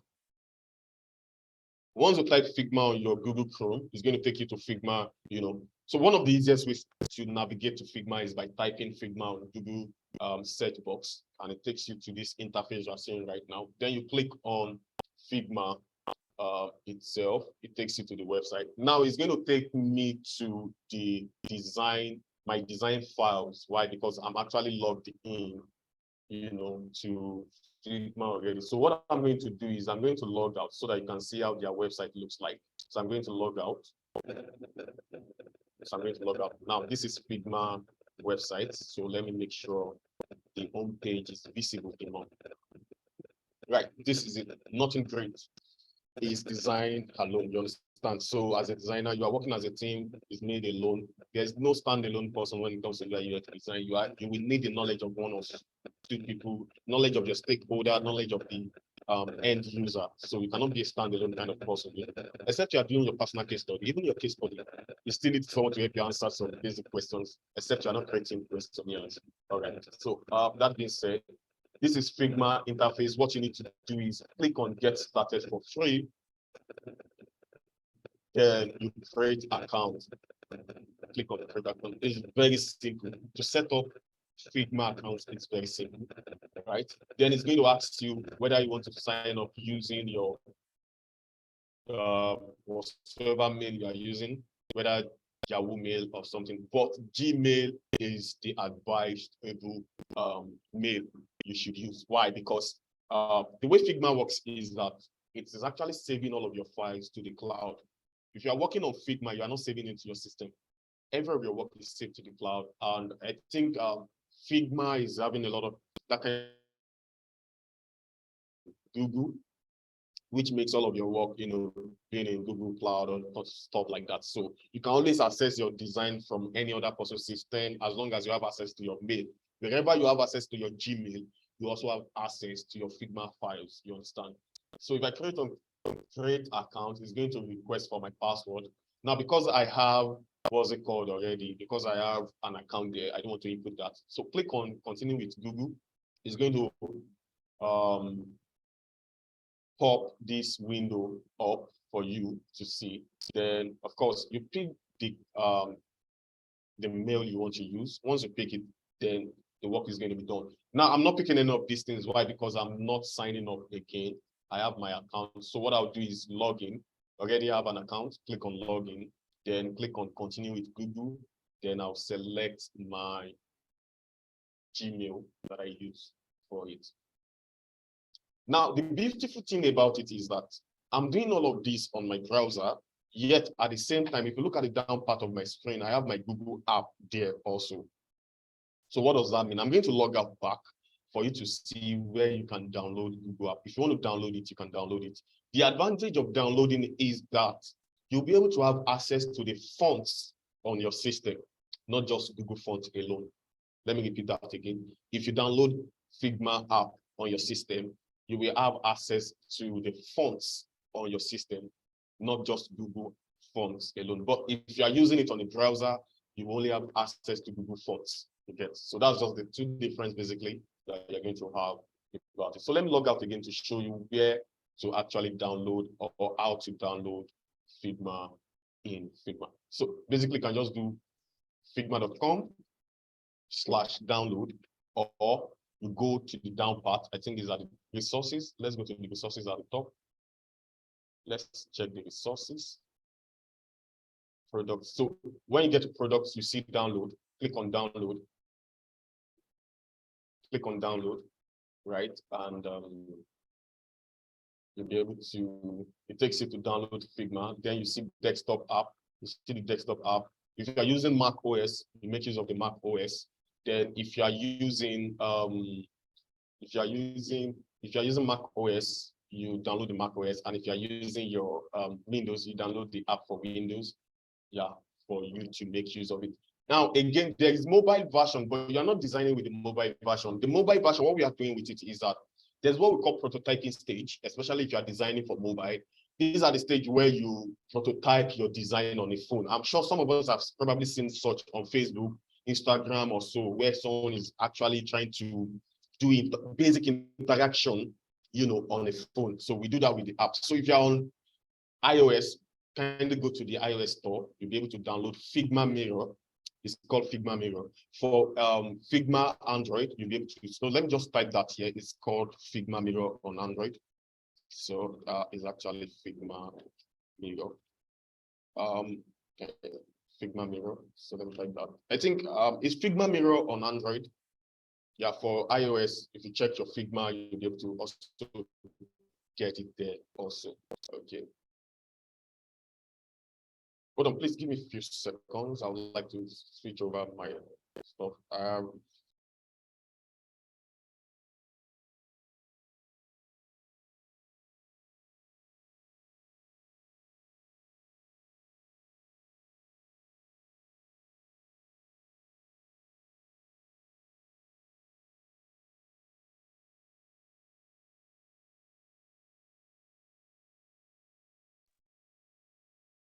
Okay, sorry about that.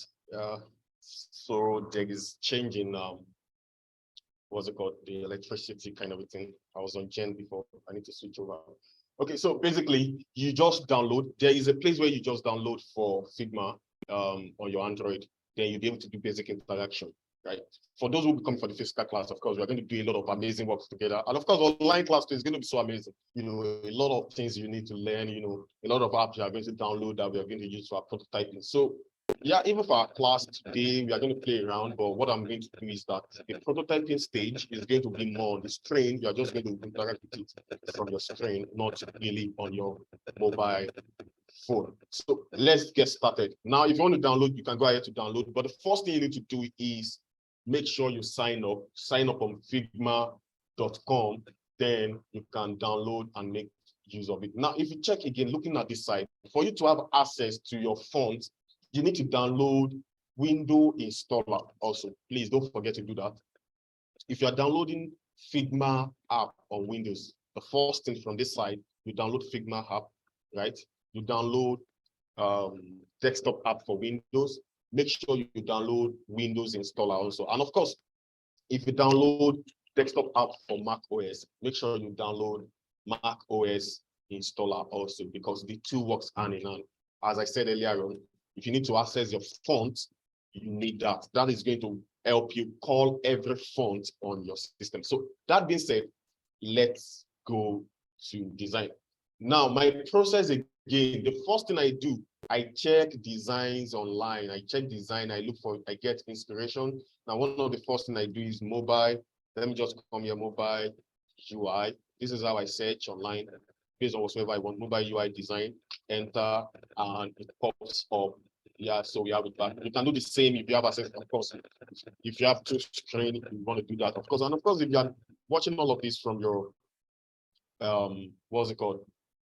More browser, right? Just open another tab and easily work from another tab. Now, so basically, I have this open. The next thing I'm going to do now is go into my Figma, right? This is my Figma, right? This is my Figma app, and these are some of the previous works I've actually done and some other basic design. So what I'll do is, now in Figma, there is two type of file. We have the FigJam, and I'm going to start with the FigJam. FigJam is for the UX designers. This is where you do a lot of interaction breakdowns that you want to do. You are doing breakdowns, you are doing a lot of when you are doing your user research, all of those things. This is where you do the documentation. When you are having meeting with the stakeholder, when you are having meeting with your teammates, this is where you do all of that brainstorming. We call it brainstorming, all the user flow, all of the stuff that you want to do. This is where you do the documentation. Fig Jam, it's called Fig Jam, right? Fig Jam. And it's called Fig Jam. Let me just type that here. Let me Control C, type that here, and also paste that here. So the first thing we are going to do here is, if you need to type anything, just click your Control V, paste the Fig Jam. And if you want to make it bigger, huge, this is it, Fig Jam, this is Fig Jam. It is an amazing software. It's an amazing interface. It's in fact, Fig Jam makes life easy. Now, previously, before Fig Jam, there's what we call, I've been privileged to use Miro. There's another one, Miro. There are various ones that you can use for your UX work, right? But thanks to Figma for adding Fig Jam to it. So we're not going to be diving much into Fig Jam on how it is. Now, another amazing, lovely stuff about Fig Jam is that you can play songs alongside as you are designing. See, you can just have acoustic ambience, you understand? You have to play something, you have this running like that, you understand? Very powerful and wonderful interface. Now, there's a lot of research that actually gone into this thing. We understand that for designers, for me as a designer, I love that. Please give me a few seconds. I guess someone is trying to off my gen, like for me. So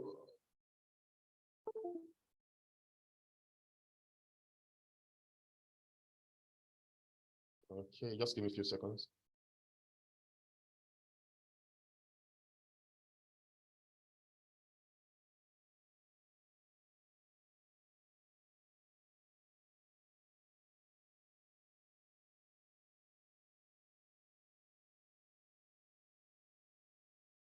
All right.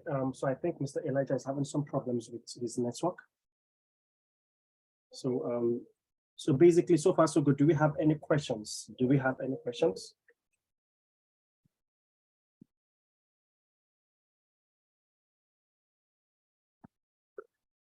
While we wait for him to reconnect, please, do we have any questions so far based on what we've learned? So one thing he's trying to do is that we're trying to get our hands dirty into how to use Figma. So another thing you also need to understand is that apart from Figma, we have other training, we have other UX products that you can use to get started with UI UX. We also have other UX softwares. For example, we have InVision.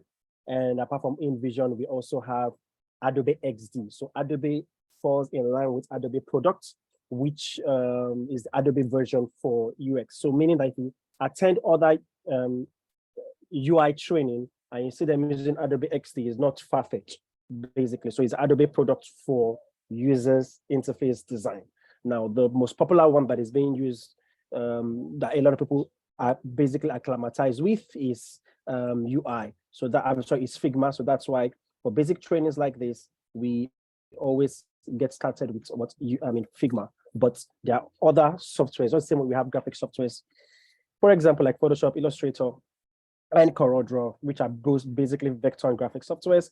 Also for UI, we also have Figma, Adobe XD, or InVision. So whichever softwares that you get acclimatized with, they basically always do the same thing. You understand what I'm saying? Right? They basically always do the same thing. So it depends on what you're comfortable with. They would still achieve the same thing.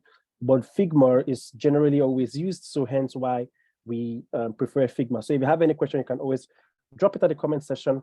We will take our time to answer it whenever we have short breaks like this. So for those of you that are on your system, try as much as possible to practice alongside Mr. Elijah while he's taking his training session.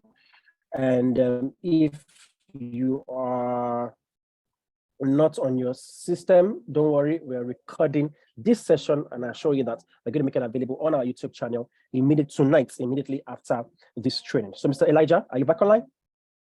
Yeah. All right, good to have you. Over to you, sir. Hold on. Okay, so Mr. Elijah is trying to get his system back online. Like we said earlier, on the next training is going to be taking place on the 12th of June, and it's going to be both a physical and an online class. So there's a form that has been shared, the link of the form that has been shared. Try to book your session right now. We have limited spaces available. So in Ace Creative Academy, what we always have different sessions, different physical sessions and online sessions. At the moment, a session is going to be ending this week where we have different modules, which is graphic design, web development, graphic design, web development, video editing, and graphic design are taking place right now. Once the session ends, our next session for our various training is starting in June, and it's going to be starting on the 12th of June. So try as much as possible to book a seat right now. Why? Because those in this training are going to be given preferential treatment. So we have limited slots available, but what we'll try to do is that once you register in that form, we'll book a space for you.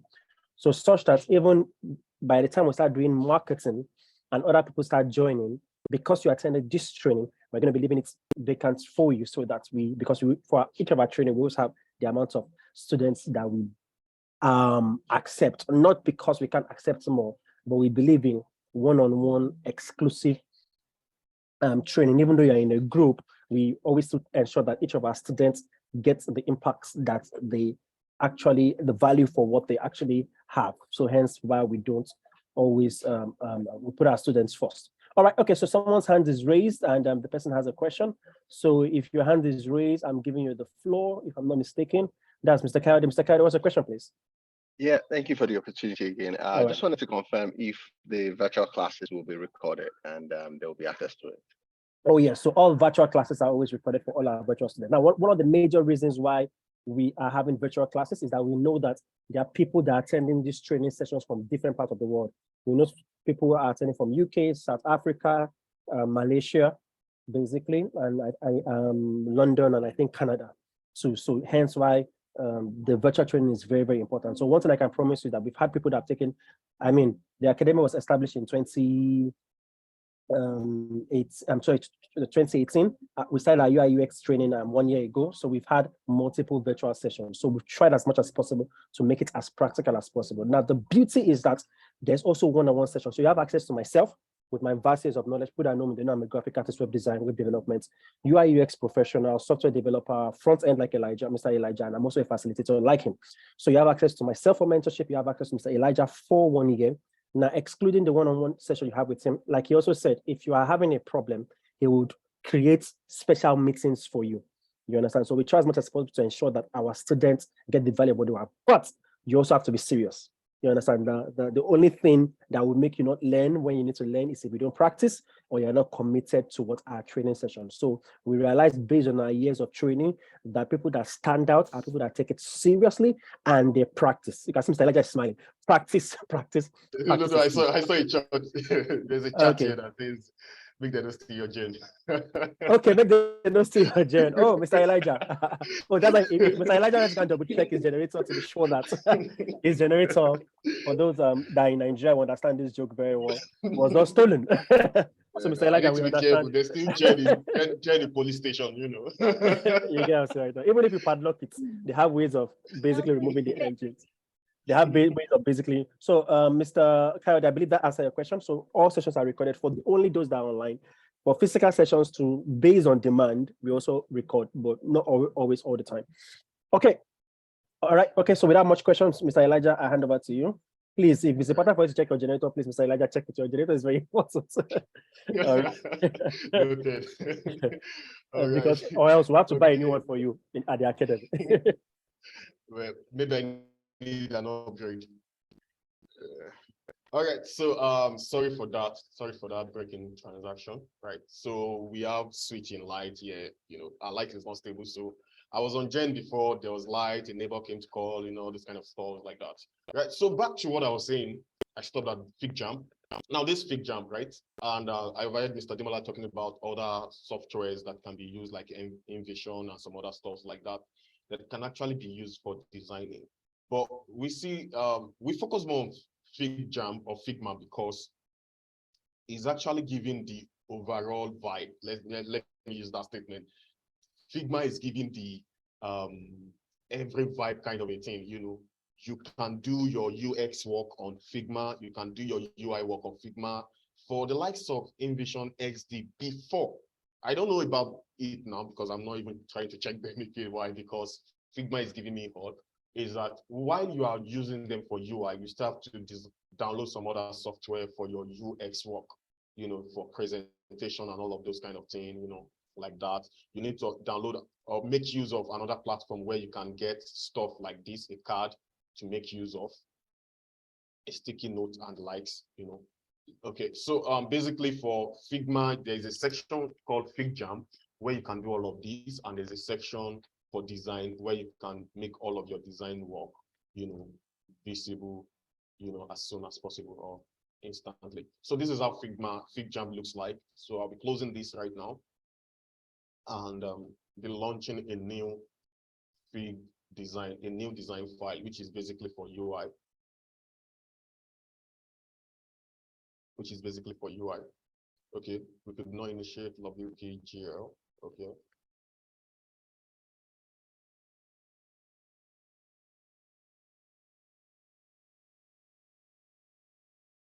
Now that error happens because of the breaking transaction. So let me close this and launch again.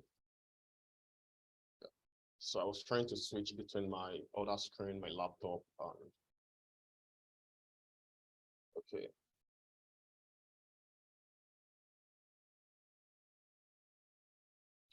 So while we wait for it to load, let's use that moment to get inspiration from Pinterest. Now, I think we are going for which one? We spoke about this because it's having series of sections that we can actually learn from. It's having series of sections that we can learn from. Now, with this, you'll be able to learn how to get illustrations into your design interface, pick illustrations online, and be able to do one or two things. Now, most times when I'm looking at design, right, I'm looking at it from different perspective. If you look at this down part here in this design where we have joined your class, you see that there are stacks of image on each other. There's a tool in Figma that helps you do that. There's a method in Figma we call auto layout that helps. So most times when I'm picking design, I'm not just picking design. You know, I'm not talking from advanced knowledge now. And I don't just pick design. I pick design with some technicalities, you know, that's going to help me do some advanced work beyond just shape, color, font, text kind of a thing, you understand? So with this now, we are going to play around with auto layout. So you'll be able to have basic understanding of what auto layout is and how auto layout works also. That's one of the other reasons I'm going to be picking this particular design. So it's not just all about shape, color, or image alone now. It's also now talking about some technical terms that have been used in Figma. So these are basic stuff I look out for when I'm picking inspirations or when I'm trying to get inspirations.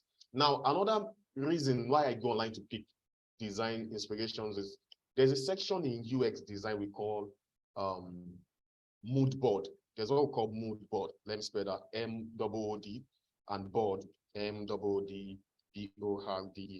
So mood board, not mood border, mood board. Look at me. So in my mind, I was actually spelling mood border. But in the real sense, I was actually saying that, I don't know, it happens a lot. So there's what we call mood board. Is that stage whereby you pick various design on a particular section in your FigJam and you get inspiration from it. So let's say, for example, for this kind of design now, I want to pick a section here. Let's say this section of stack image. I need to use it in my design. So I can pick this as one of my mood board, you understand? Then go again, look for another design. So let's say, for example, I love, let's see. So let's say, for example, I love this design. In fact, we are going to do something like this in this design, where we have multiple slides. You see that the first slide is visible, but the other one is still in the inner part of the, it's trying to come out. So this is work of what we call interaction prototyping, right?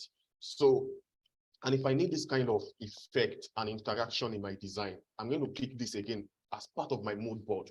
Now I'm getting inspiration Yet at the same time, I'm already building my design step like play, like joke. So basically, when you are design is not hard. I will always say this: design is not hard.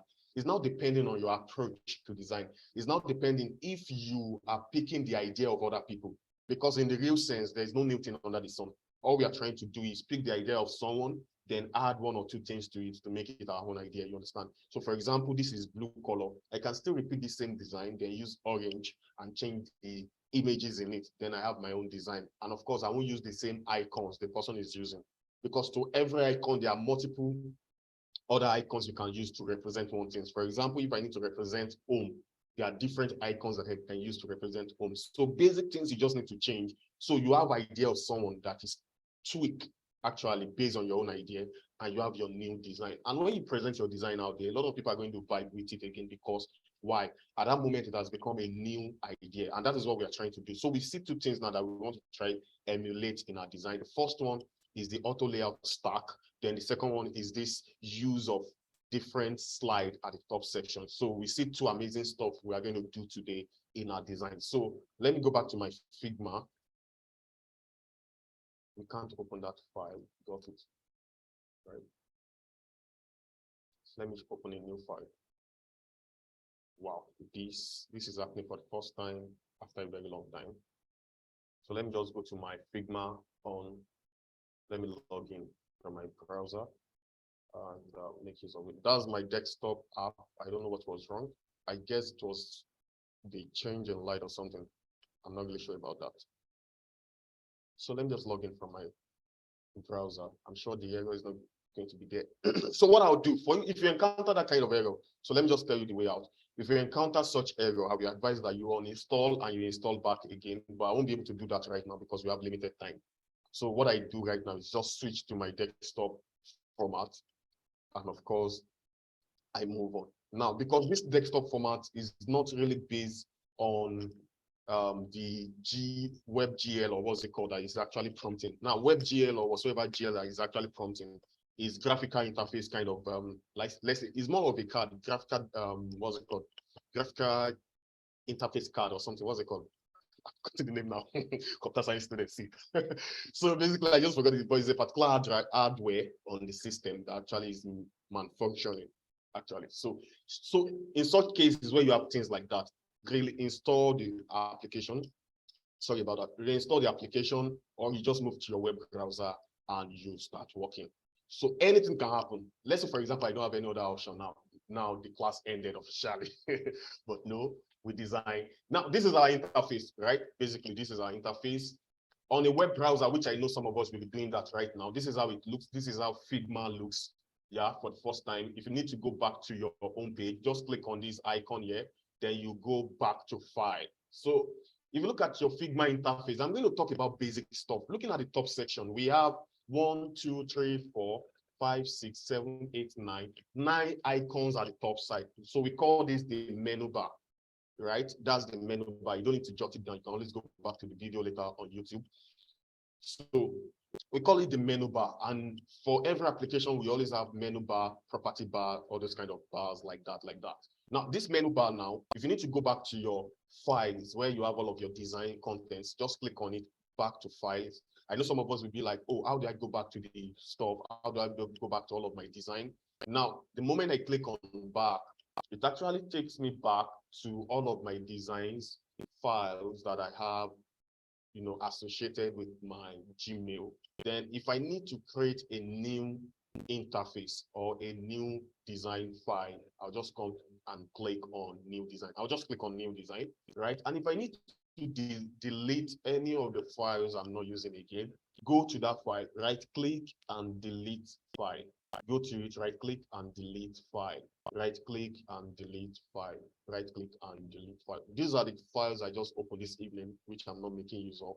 Back again. So I'm repeating myself. Why? Because repetition is a very strong trait when it comes to teaching and for learning purposes. You know, when you repeat stuff over and over again, students actually get to understand why, because you lay emphasis on it over and over again. And that's why I'm laying emphasis. So accept it if you see me laying emphasis over and over again on a particular stuff. Why? Is because there's something about that particular stuff I really want you to understand. So let's go back to new design file, right? Then we have our design file. Now, the first thing I want to do is to name this particular file, which is at this top section. If you look at this top section, you will see draft, then slash or title. Now, there is a drop down icon. If you click on it, it's going to show us all that information. Now, I'm going to skip all of those informations. I'm going to skip them. But what I'll focus on is the name. I just want to change the name. Then I'll call this getting started, right? Getting started with UI. So enter. Then I just name my file. Then if I should go back to file, you notice that this particular file I just created has been given a name. The same way I have iCreate Academy, website management, waste management app, web design for non-designer, talk chart, and some other hotel management research and all of this stuff here. All of my files are actually named. Is one of the first traits that you need to make use of when you are designing. Mr. Demola, can you kindly please take over? I would like to on my gen. There is power failure from my end there. Sorry, this is Nigeria. It happens, you know.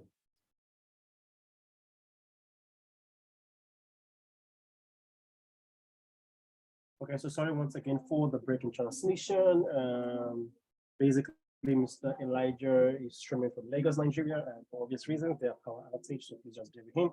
So do we have any questions so far, basically, on what we've learned? So I think we're learning mood boards, we're learning how to come up with a UX design, sorry, UI design, and there's another thing I basically want to buttress upon, which is a general basic design principle. Now, before you come up with any UI design, like Mr. Elijah highlighted, it's always good for you to do what we call your market research. Now, what we call basically market research is you need to study what the market is saying in context with various design type and various design style. Now, the reason why we focus on, we insist on, the reason why we basically insist on market research is, so for example, you're requested to do a mobile app. If you have any questions, just raise your hands up, then I'm going to give you permission to put on your video. So does anybody have any question, please? I think someone was trying to join in with a video. All right, okay, thank you very much. Okay, so you can ask a question right now. Turn on your video if you want to turn on the video. Mr. Kayode Sholanke, your hands are up. Somebody else's hand is also up too. Any other person? Okay, Mr. Kayode, over to you. All right, thank you. So you might just want to take me through what mood board means and how it's spelled. I just want to know how it's spelled and what it means. Is it an app or is it like a plugin or is it like an add-on? I just want to know. All right, okay, so mood board basically is a design term that we use in designs, basically to determine what we call the mood of a particular projects that you basically want to work on. So Mr. Elijah has typed it on the comment section. That's the MOODBORAD. So what basically a mood board is, so let's say, for example, I'm trying to work, I'm going to use it in context of UI. I'm also going to use this context of design. So let's say I want to work in a design for a real estate firm, whether it being flyer design or websites, I can create a mood board to show the tone of colors I'm going to use vis-a-vis and all that. Now, same thing also in UI. So if you want to create a particular interface, it's always good to have a mood board. So what a mood board would do is like to guide you through the color theme you want to work with. It's going to guide you through a lot of brand. Mr. Elijah is going to be buttressing on that, but that's just generally what a mood board is. It's not just only used in design in context with UI and also graphics. It's also even used in fashion. So if or interior design. So if an interior designer basically wants to renovate your room for you, what the interior designer will do is that it's going to send you various mood boards. So meaning that if the person has a concept for your living room, the person will create various mood board of the idea of how he or she wants your living room to look like and send it to you. So it's from the mood board that you basically tell them, okay, I like this color feel, I like this color feel. We're trying to work with an earthy feel. We're trying to work with a natural feel. We're trying to work with greenery. So that's what mood board does. So mood board does what we call, it shapens your thoughts and shapens your thoughts process, and it helps you define your where you're going to in a particular project. So you don't just start designing from your head. Do you get what I'm saying right now? You actually have a direction which you're going to. So, Mr. Elijah, good to have you back. Does anybody have another question, please, before we go on? Someone turned on his video. I think it was Mr. David Solomon, if I'm not mistaken. Mr. David, did you have a question? Yeah. You can turn on your video back if you want to. I think you don't have to turn on your video earlier. Don't worry, you're allowed to turn on your video as long as you are decent. We don't want to see your muscles. We don't want to see 6 packs. We don't want to see your 6 packs. Are you get to us? Can everyone hear me? Yeah, we Yes, can we hear can you. hear Do you have a question? Is the video on now? Yeah, it's video. Yeah, it's Better. on. Yeah, my question, sorry, I came in late. I'm just driving back home now. I want to ask a question just briefly. This program, I believe, is recorded. Can we have the recorded on it so that I can go through, like someone like me that just came in now, and 2 of my guys are called, they already driving back to the house because we saw the advert late today. Okay, shall I answer that, Mr. Demola? So for everybody that registered for the event, we're going to be sending by mail our YouTube channel. But our YouTube channel is easy to find. Just go on YouTube and search for Ace Creative Academy on YouTube. But we'll be sending everybody the link via YouTube to access each of the video, and it's going to be uploaded tonight. Thank you. If you can't get it tonight, first thing tomorrow morning, you can always check it up on board. Because when I mean tonight we are on different time zones. All right, thank you. Secondly, I want to ask a question. This participation of UI design and the product design, is there a similarity, or are they quite 2 different things altogether? Okay, so I'm going to touch that when we finish design. Okay, well, this is going to be a design class, so it's the design section. So let me quickly answer that, so we know that we are done with the theory aspect of it. So basically about UI UX and product design. UI UX product design is the same thing. Well, the difference in product design is that, or as a product designer, is that a product designer has a business knowledge. So let me repeat that again. A product designer has the business knowledge than just a UI UX designer. Okay, so what do I mean by that? A product designer can actually must have over time, in the process of being trained, we must understand what we call market analysis, competitors analysis, you understand? Be able to talk about how that product will generate money for the stakeholder also. That's a product, and that's why it's a product designer generally. You understand why? Because you are not just talking about the UI and UX alone. You are not talking about the experience of the users alone. You are not talking about what they will feel or see alone. You are also talking about, how do I in turn make sure that what they see and what they feel brings about money for the stakeholders? You understand? And that is where a product designer, you see that anybody that is called a product designer has been in the industry for years, let's say minimum of 5 years. You've been practicing UI UX for minimum of 5 years, you understand? You've been doing your UI UX, you've been doing your thorough research. You've moved from just doing research for interface to doing research about competitors. So for example, you want to build a fintech app, which is more like a banking app, something like Coda. You will first need to list all of the competitors in that area. Who are those that are already in the field? You understand? How do they generate their money? You understand all of these things. In fact, stakeholders, we want you to give them breakdown, or you will work alongside with some business analysts. For example, around last year, I worked 3 months with a particular company here as the media guy, and I did a lot of data analysis in the process of doing market research, competitors analysis, market analysis. I did Power BI kind of a team. Why? I'm a product designer, but I'm doing all of those. Why am I doing it? Is because I was called in as a product designer. I need to also think with them like I'm the owner of the product, and how will it generate money? So that's the difference between a UI UX designer, a product designer. A product designer has business knowledge and has been in the field for years, you understand? Why a UX designer can just be someone that is just coming to the field, understand the basic tools, the needs to do basic researches and some other things. And over time, yeah, some people stick with that. They feel like, I don't want to get anything involved with business parts. Call me, let me do research and design for you. Some people are like that. Why some people take it further to say, okay, I need to know, how does it generate money? You understand? So do I answer the question? Yeah. Thank you. You're welcome. And of course, we teach the place of money making also in that. So please let's move on to that have been notified. So first thing I'm going to do, based on all of this, is that I've actually come here, to pick design. So let's pick this one first, right? Click, copy, then go to your Figma and go to your Figma, right? Let me go to my Figma and paste. Which is this app? No, I don't want this. I want this. Control V. I just pasted this now, right? Now, if you want to zoom in, zoom out like this on my mouse, if you are with Mac, your trackpad, just pinch it out in all those kind of things, and it's going to do that. And if you're using a mouse, right, if you scroll up holding your control key at the same time, you're going to be able to zoom in. Then if you scroll down, right, then you'll be able to zoom out. That's just simple things. And of course, for me to actually paste it here, the general magic towards Control V, pasted it. So let's go back to this area and pick another design. I think the first design we spoke about is this. So I'm going to do this, right click, copy, then go to my Figma, Control V to paste it. Now I have two designs that we are going to merge together to be able to talk about it. So basically this is introduction to Figma and designing generally.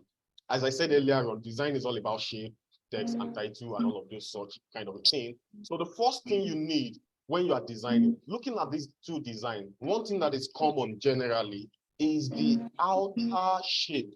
What do I mean by the outer shape? This particular shape here, that's the shape of the screen, right? That's the shape of the screen. And in design, we call it artboard. In Adobe Illustrator, it's called artboard. In I think in Corridor is also artboard, but in Figma, it's called frame. We call it frame in Figma, frame. So I'm going to select my frame, but before I do that, if you check out the top section, sorry, I'm going a little bit fast. I'm sorry about that. Time is fast spent, but at the same time, I need to, get things out there to everyone, right? So if you check here, from your left to right, the third icon, or the third icon, of course, is the frame icon. You select the frame, either you go there to select frame, or you press F on your keyboard. Go there to select, or you press F on your keyboard. Then the moment you do that, check your right side, you see that there are options that appear. Now take note of this.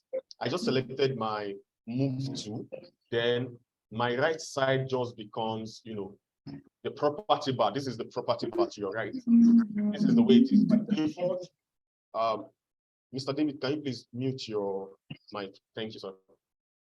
And if I click on my frame, then you notice that to the right side, I see frame for phone, right?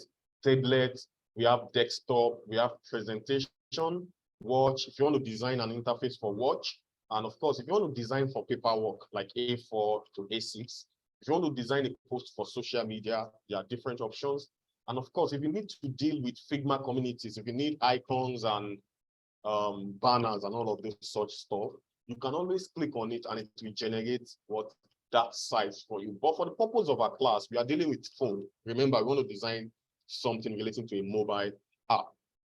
So now the standard size that you can use, a lot of people have argued about this, but the standard size, based on various classes and interaction with people and over time, study of phone screen over time, especially working with developer close hand, we realize that if you are designing, you should stick with iPhone 13 mini, right?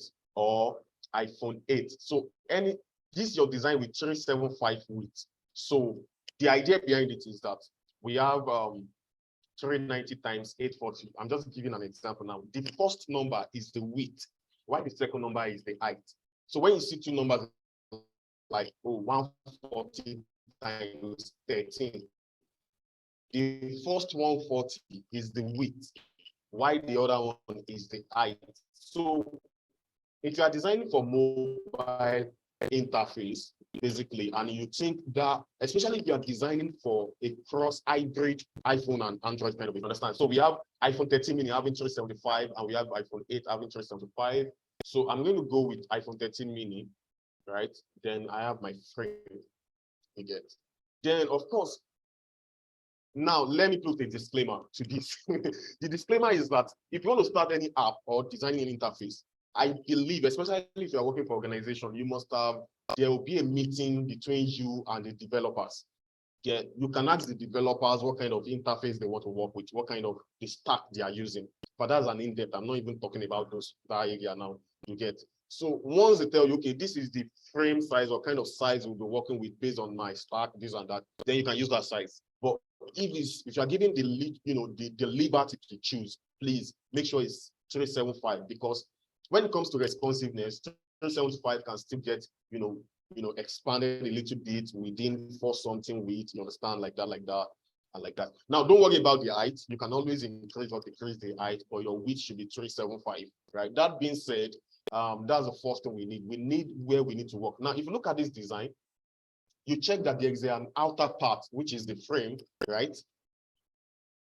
There's an outer part, which is the frame, and that is what I just created now. But the only thing I'm not going to do is to give it a border radius. What is a border radius? This curve edge. I'm not giving it that curve edge. No, I'm not doing that, because this is a mock-up. Mock-up, we have that, but your real design will not have that. You understand? And you are going to understand why it is so. Now, the reason is that for your mobile app, the inner screen, when you of course click on your mobile smartphone now, you'll notice that the edge inside is always like curved, and that is the ideology behind this corner radius. But in the real sense of it, your design will be in a plain interface like this. Now, the next thing I'm going to do is to rename it. I'm going to call it landing page. I just wanted to rename it. There are two ways to rename. You can come to your right side, which is the property bar for the frame. Double click on it and you rename based on whatsoever you want, right? I'm still calling this landing page, right? Or you zoom out so it's more visible and you double click on the name at the top, then you rename it. Let's call it renamed.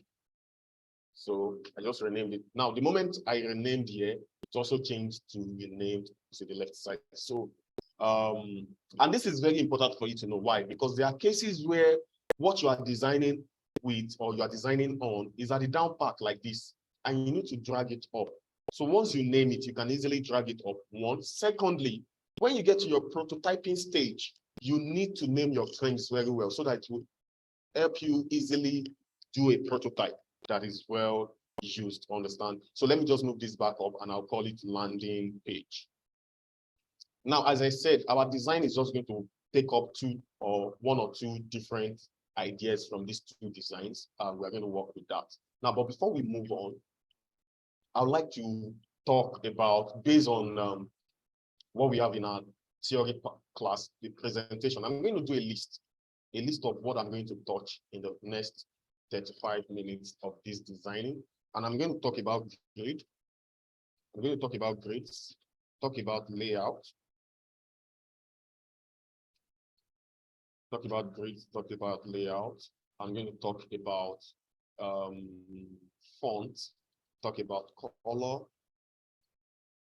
I'm going to talk about icon. Now you see the process I'm following.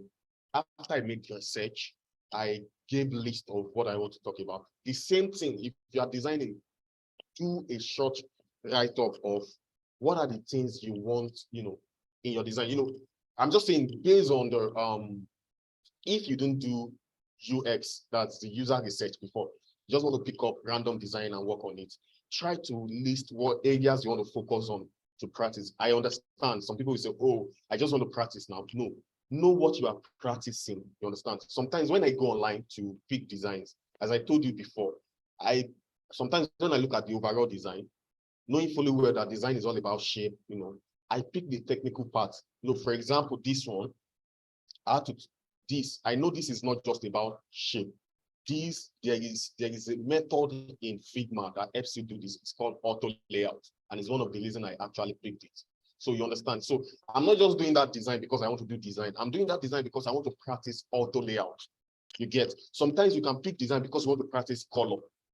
So once you've picked the design you want, also list areas you want to focus on. You get. I'm sure that is very clear, right? That's another information you will not see out there like that. So we see icon. The next thing I'm going to talk about is auto layout. Yeah, that is all I'm going to talk about. So let me just move this, So what I'm going to do is I'm going to duplicate this particular frame. And how do you duplicate? Once you want to duplicate anything, select that stuff and hold your Alt key. Select whatsoever you want to duplicate, be it object or text, select it, hold your Alt key, then drag. That is how to duplicate. Let me repeat myself. If I need to duplicate this, hold my Alt key, then select and drag. That is how to duplicate. So I need to duplicate this, Alt key and drag. So I just duplicate that whole frame. Then what I'll do is that I'll just rename it. Why? Because this is going to be for, let me just call it anything. So this is where the old stuff I'm following, right? So I just need to delete this, and delete all of this. Then increase the font of this. But before I increase font, let me just use this method to increase first. Then I'll explain that method I use in the process of our design. So let's talk about grid or grid system. There's grid or grid system. You either call it grid or grid system, right? Based on whatever terms you want to use. Any of it is okay. Now, grid system explanation is wide, but I'm going to make it simple in the sense that before you can talk about grid, you need to understand stacks in web design. And this is the area where UI designers fail. They don't know anything about web design. They don't know anything about app development, yet they want to be a designer for developers. It doesn't work that way. You are designing for developers, you don't even know anything about development. No, you don't need to write the code, but you need to know their terms. You need to know how they work. That is one of the things you need to know. For example, do we even know what we call stack in design? So that means what are the kind of technologies they use? What are the languages? React, Angular. In React, how do they arrange things? You understand? Okay, let me just make it much more simpler. If you are designing mobile app, have you asked yourself if the designer will use Flutter? Flutter is the recent technology for building mobile apps. Is this person using Flutter? Yes, if he's using Flutter, what kind of ways does Flutter use in arranging stuff on the interface? You need to understand that before you start designing.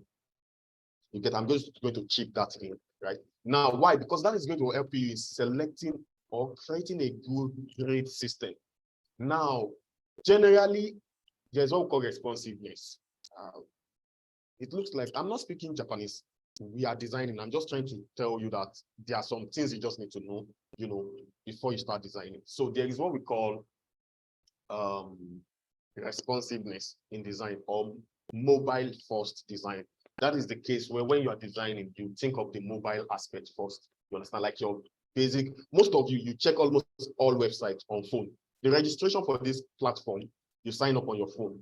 Hope you know that Zoom website is a web browser, is a website, sorry.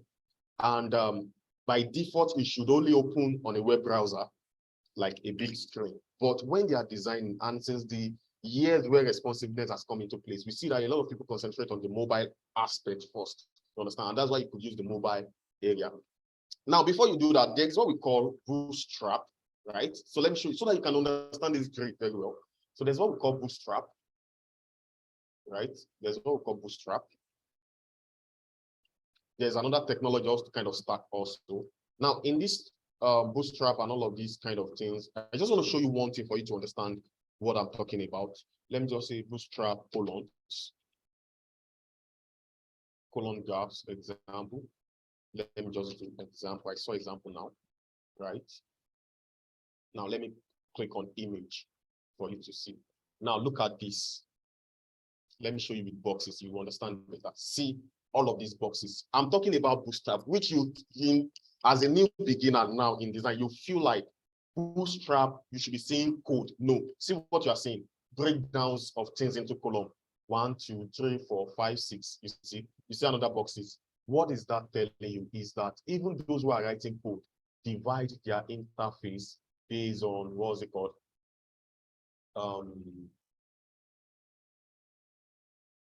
Based on strings, right? They actually divide their interface based on columns. So you as a designer, you need to understand that too. Understand? Because that's where problem comes first. You don't even know how to divide the interface, not to now talk of arrangement, because dividing of that interface helps you arrange your content very well. So Without further ado, let me just take you straight to what column and our grid system are. So once you select the frame, go to your right side, you are going to see layout grid. There's a layout grid, click on it. There's a plus and there's an icon here. There is I've forgotten the name of this icon right now, but there's an icon here. There's a name we call it, a technical name. But there's an icon, right? And there is plus. So you click on the plus, and the next thing you see, you notice something happened. The interface have like 2B. How many of us, when we're still very young, we have that note 2B that has boxes that helps us when we are deciding So we see that 2B kind of thing at work here. Why is helping us, with arrangement of things. But this is not what we want. Remember the bootstrap I showed you. Content are arranged in columns or grid or row. There's row, there is column. There's row, there is column, based on how you want to arrange your content, right? But this time around, we'll be dealing with column, right? Then, but what we see here first is just grid system, different grids that we can work with. But let's go on. You click on the bigger icon at this side, then it pops up. There's a pop out, right? And we have grid, then select it, change it to column. You see that there is grid, there is column, there is row. Now, all of it are grids, right? But based on development technologies, we want to deal with columns, right? Now, you notice the moment I select column, you see what happened. I have 1, 2, 3, 4, 5. 5 counts because here is 5. Now, if I increase from here to 12, the maximum is 12. Please let me sound this note of warning. If you're not designing for web, don't use 12. Web is the only place you use 12. It's a 12 column grid system for web design. But if you're doing mobile, you can deal with 8, 9. So I work within 8 and 9. You can't see my screen. You are sharing your screen. I'm sure you are the only one not seeing my screen, right? Yeah. Is there another person not seeing my screen?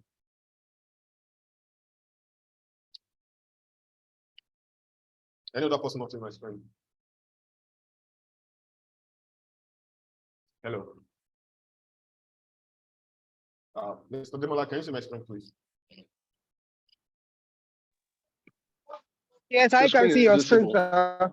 All right, so that means the error is from the developer, not from my side. So, okay, basically, let's go back. So I have 12 grid here. If I'm looking at it, you see that it's very small, right? And it's not what I want.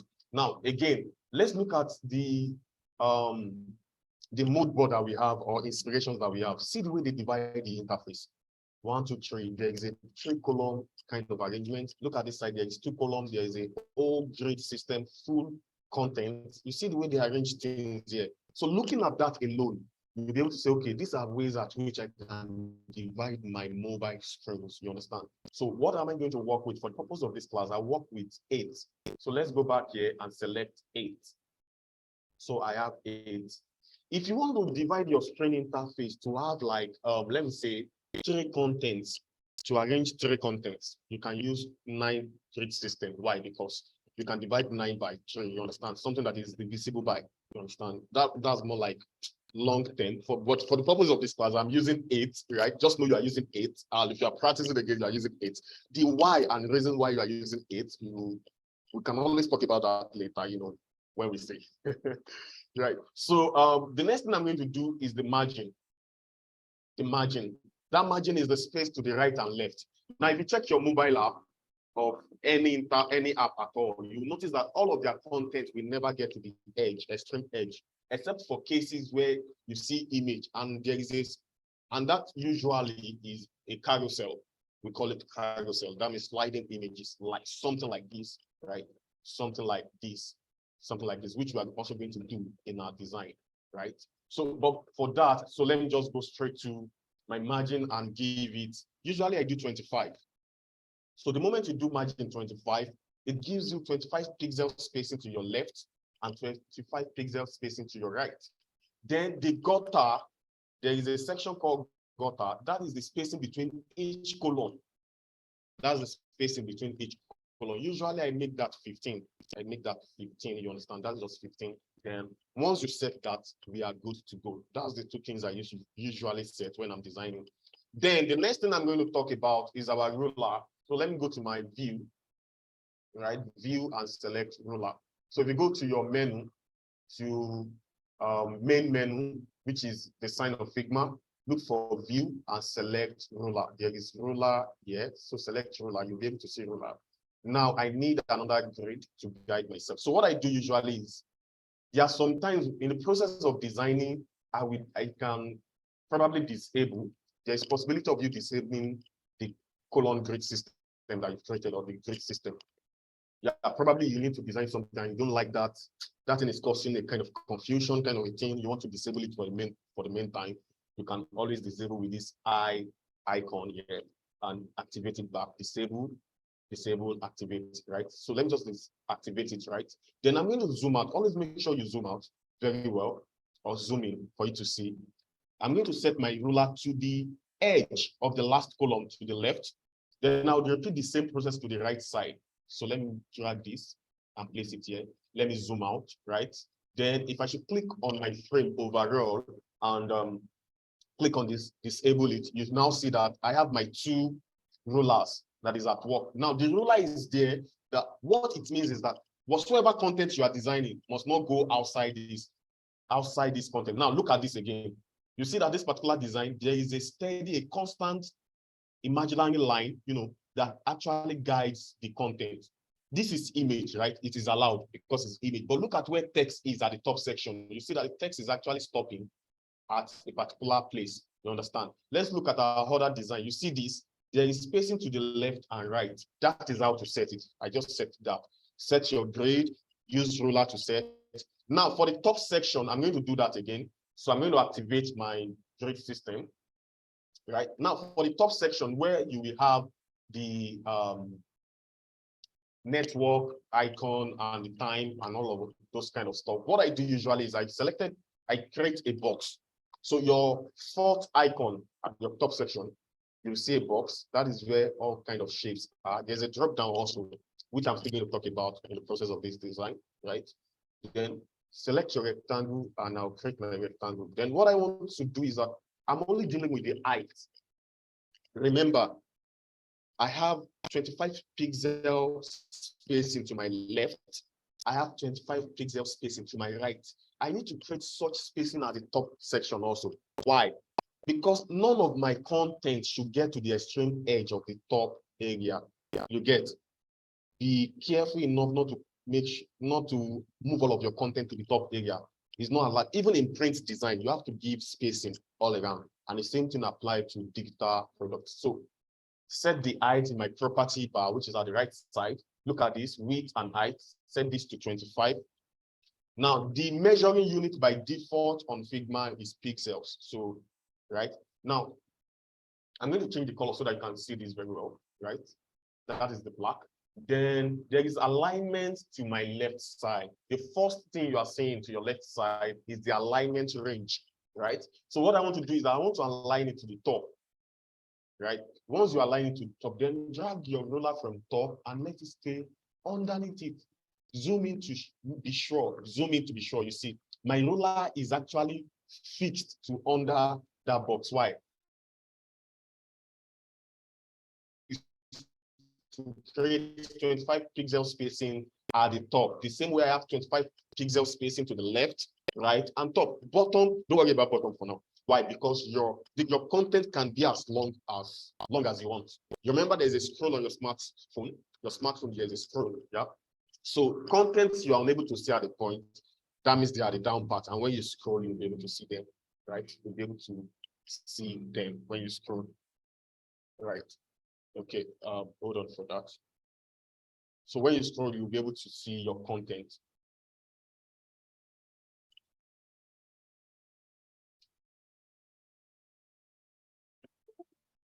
Hold on, right? Just give me a few seconds to adjust this. So when you scroll, you see your content.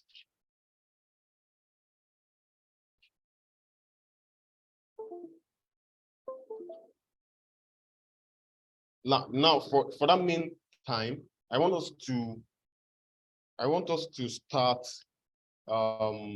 what is called practicing. You can just launch your Figma and practice, right? Just practice, do the few stuff I just did, right? Just do the few stuff I just did, and At least let's be on the same page, right? Sorry about this Nepal kind of a thing. This is Nigeria. See what we're feeling now. That's it. This is Nigeria for you. Right. Basically, so let's just use that few seconds to get ourselves familiar with our Figma interface. I'm giving you that few seconds, set up the basic stuff, set up the what's it called, the stuff you are using, and make use of the grid system, and of course, shortly, right? I'm going to continue shortly. So let me just open this.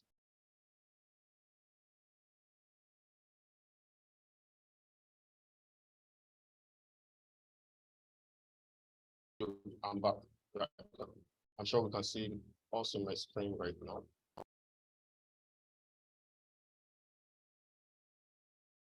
Okay.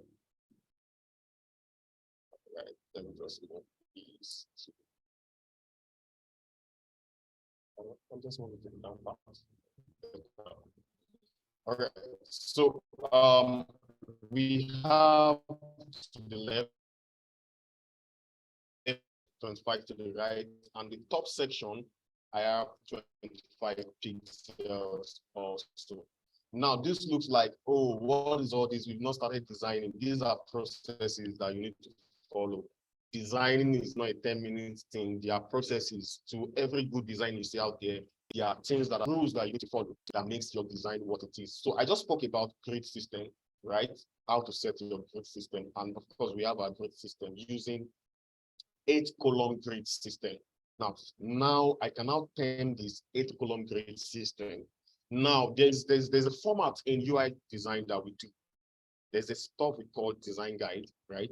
Where you can set a default column grid system to use across board, right? But I'm going to talk about that later if time permits me. But for now, we just set our grid system for this design. So let's move to the layout. Now for the layout, what I'll first do is, right, there's a chart, okay, all right, okay. So let's talk about the content now. So in the process of talking about content, I'm going to now talk about the font, right? Then in the process of arranging the whole font, we start talking about layout, different layout. Now, basically, what is layout? Layout is just the arrangement, how you want to look at this first mood board or inspiration, see the way it is actually being designed, see the way the second one is actually designed, right? So the first thing I'm going to talk about is this shape 2. I'm going to talk about shape 2, and there's 2 types of shape that is at work here. We have the circle, right? And we have the rectangle that is at work. So let's talk about circle and rectangle. But for the main time, I'm going to disable the grid system, close this eye icon, then select my font, select my shape 2, rectangle shape 2. I'm going to select that. I'm going to select my rectangle shape 2. Then I'm going to draw my rectangle to this side. Now, when you see this, you now see that everything I'm doing, I'll just cannot go outside of this, except it's a big image. Either I'm using it for background or stuff like that. So I'm going to do this. Now, if I should zoom out, right, if I should zoom out, I can actually create the radius. I'm going to see additional nodes. There's what we call nodes. When you zoom out, there are nodes, N-O-D-E, nodes. Nodes are that point in your shape where you can manipulate them from.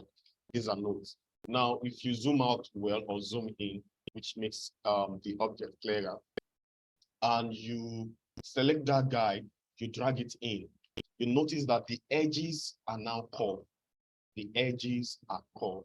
I'm going to give you a few seconds. You also practice this because I'm going to be spending more, like 50 seconds more on it, so you can also practice. So that is all I want to do, but I just want to explain further.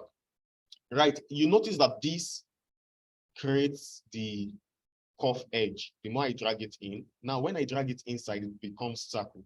Control Z. Control Z works everywhere like magic. Undo, Control Z, undo, Control X to cut, Control V to paste.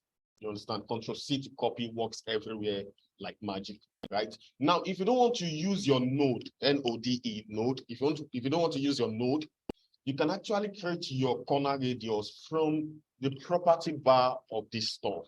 So when you click on the icon or on the object, look to your right side. After the alignment sets, you see width, height. Then the next thing you are going to see is the degree, the rotation degree, and the next one after it is the corner radius. Now, if I set this corner radius to 5, you see that is actually coming out. I can set this corner radius to 12. It's going to be more. Of course, that is how much you want it to bend. So without wasting time, I believe you understand that right now. So I'm just going to set this to 5. That is what I want. Now, when you have curved edges, it also means in design that you want your design to be soft. When you have curved edges, there's psychology of shape. So if you're doing UI, don't just think anything. There are different psychologies of shape. So you don't just use the shape white because you want to use it. If you are designing for banking industry and you are designing, let's say, a particular product, for example, Wema designed a particular app then. What's the name of this banking app Wema did? Yes, this their online Alert. Thank you. Alert. If you notice, design on Alert are kind of soft. Why? Because of their target audience is youth. You are not creating something too serious, right? So it's what we call shape psychology also, which you need to put into your design. So there are cases where you need to have soft edges. There are cases where you need to have sharp edges. In that case, you want to be serious. Let's say for First Bank, let me just use that. It's old generation app. So sorry about that. If you're using First Bank, most of their design is going to be too straightforward because men are the ones using it, and they are not ready to play around. They just want to make transactions, and get out of it. So you can still use something sharp for them. Why? Because you see that the categories of people using it are old people, Yeah, I'm just saying that I don't know if new generation of people are now using First Bank. I don't think I will ever use First Bank. Sorry. Maybe they'll probably look sharp. All right. So basically, shape psychology is there, and that's why we're having that curved edge. Now let's go back to check our inspiration. See, we have the circle also, right? And the image. So let's go around. Let's do it. Go back to your shape section. Eclipse is for circle. Now, if you want a perfect circle, right? Hold your control key. Your shift key. If you hold your shift key, you have circle in itself. But if you want over, you want to play around, you want to tweak it a little bit, you can just release it and do whatever you want. But the moment you hold your shift key, you see what happens. It becomes a perfect circle. You understand? So I want a circle, right? And I want to reduce this circle a little bit. Now, to do that, now please don't make the mistake of trying to reduce it here like this. There's tendency for you to also tweak it to something you don't want. So what you do is that if you want to reduce any object or icon, there is what we call scale to. There's what we call scale to. You can either press scale on your keyboard to activate it, or you go to your menu section and you select it. Now I'm going to scale this to make it smaller, right? Then I'm going to place it there. Then change the color initially. Change the color from this color section. I've not gotten to color section fully, just for you to see the differences between the circle and the shape. So we have the two, right? So that is, the first thing I'm doing, I'm working like I'm working with wireframe. I'm not yet putting all of the images. We're going to put images. Remember, we did wireframe in our previous class. So in our slide, right, the next thing I'm going to try to do is, okay, so we have catch rain or something. So I'm going to change it to my own name. I'm going to say Elijah, and then we have the box again. You see that this box again is just rectangle, a long rectangle for you to have a search box. Then the only thing that looks advanced here is this icon, search icon. So, but this time around, we are going to design our own, but we are not going to follow this format. So let's go back and pick the shape tool again, rectangle. Then let's have the rectangle tool, right?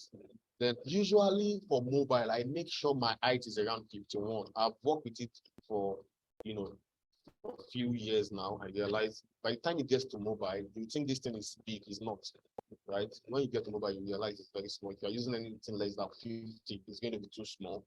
So always stick with 51, 50, 55. I do, but let's do 52 here, right? So it's more visible. I think I'll do 50. Right, it's okay, 50 is okay, right? Then I'll curve the edges, give it 5 also. You notice I'm using 5 everywhere now, but this time around, if you want it to be more friendly, based on shape psychology or something like that, if you want it to be more friendly, you can increase it, more. But one thing I want is that there's what we call consistency in your design. So if I'm using 5 corner radius for my box, I think I should be consistent. Then that's another power of layout, consistency, when you're designing, right? So I'm going to be consistent with my corner radius, except for cases of button. So I'm going to be consistent with these. So for this, let me introduce us to plugins, right? In this process, let me introduce us to plugins, even though I didn't list it here. Let me introduce us to plugins. Now, there are two ways to generate plugins, right? You can either go to your Figma, back to file, and look for community at this top section. When you get to your what's it called, work area, when you have your work area like this, you can go to where your name is at the top left, then click on the drop down and click on community. That's the first way. It takes you to Figma community, where you can actually download any assets you want, visual assets that you want, whether icon or so. See, there is icon. If you click on icon, it's going to take you to set of icons, but this is a long journey, right? This is a very long journey. And because of that, I'm going to go back to my design. So I have the same method of going back is going to my top left corner, then change from the word icon to my name. That's the name I use in signing up. Change to my name, and it's going to take me to my work area, right? Then I'll go back into the work, my file. So let me teach you the shortcut. That's the long process. I just wanted to understand there are different methods to do one thing. Right? That's the long method. Let me just show us the shortcut. Now, the shortcut is that you go to this top section where you have this multiple icon sets, resources, select your resources, you click on plugins, and it loads plugin. Then if you don't have that particular plugins here, then you can decide to write it icon. Now, the name of the icon plugin I use is Iconify. Iconify, you might want to write that down, is Iconify. So once you now type the Iconify, it's going to bring it from the Google community. Instead of going that long journey, you can also call for that icon from your work area. This is an advanced part of Figma that busts my brain. Before you have to go that long process, but now they are bringing it to my work area so that I won't have to stress myself. Okay, so Iconify, once you select Iconify and it brings it up, click on run. Then it's going to run the icon plugin by default. It's going to run it. Now, once you have that icon plugin run, this is the interface of Iconify. For there are multiple, endless icons there. Endless icons, endless possibilities, right? So there's a search box here. Then now look at this. Let's learn from this. You notice that the search box, the search icon is to the left, and the search all icon follows, not like the way the design we see here follows. Best practice is that you have your icon to your left in your search box. Best practice, I'm going to tell you, if you check most applications, this is the way they follow. It's either there is icon to the left, or you just see a name alone to somewhere around left. You cannot give it a lot of spacing to the left, so that it is well okay. I'm going to talk about that also. Then, so let's do this, right? Let's search for, now that icon is actually called lens. It's actually called lens. So let's search for the lens, right? I can find or search, just type search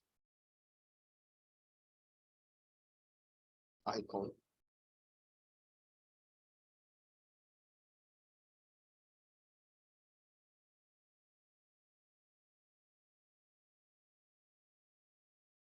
Or use magnifier.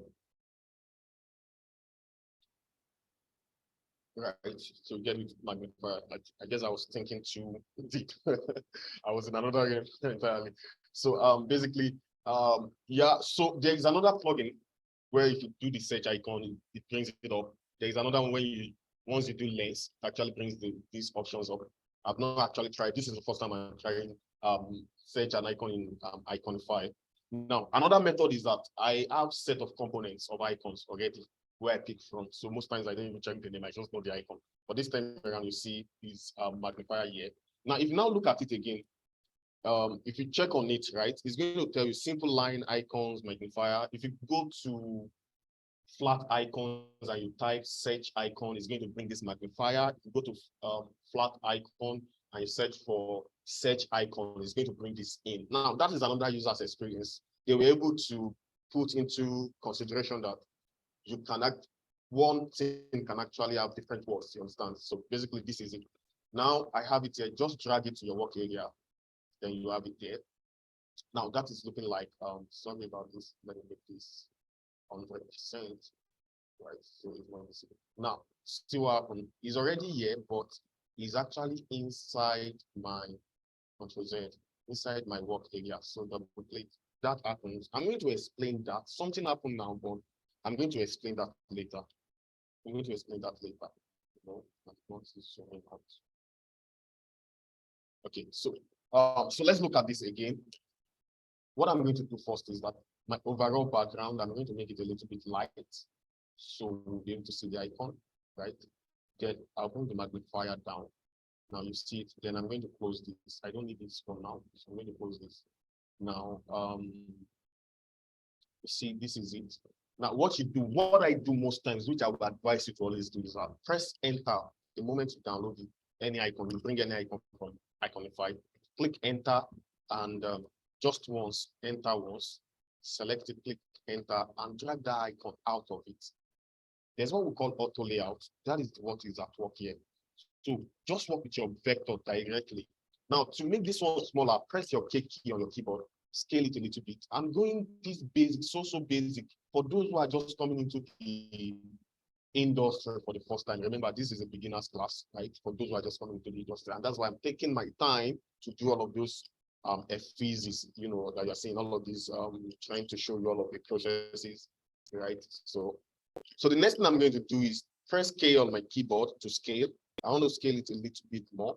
Now, icons fall within the range of 25, 30, and the likes. There's a book on it, and I'm going to share that book later in our group. And of course, if you're watching from YouTube, and once you join the link of our group, especially Telegram, you'll be able to see past, histories of resources shared in the group. So I'm going to place this here.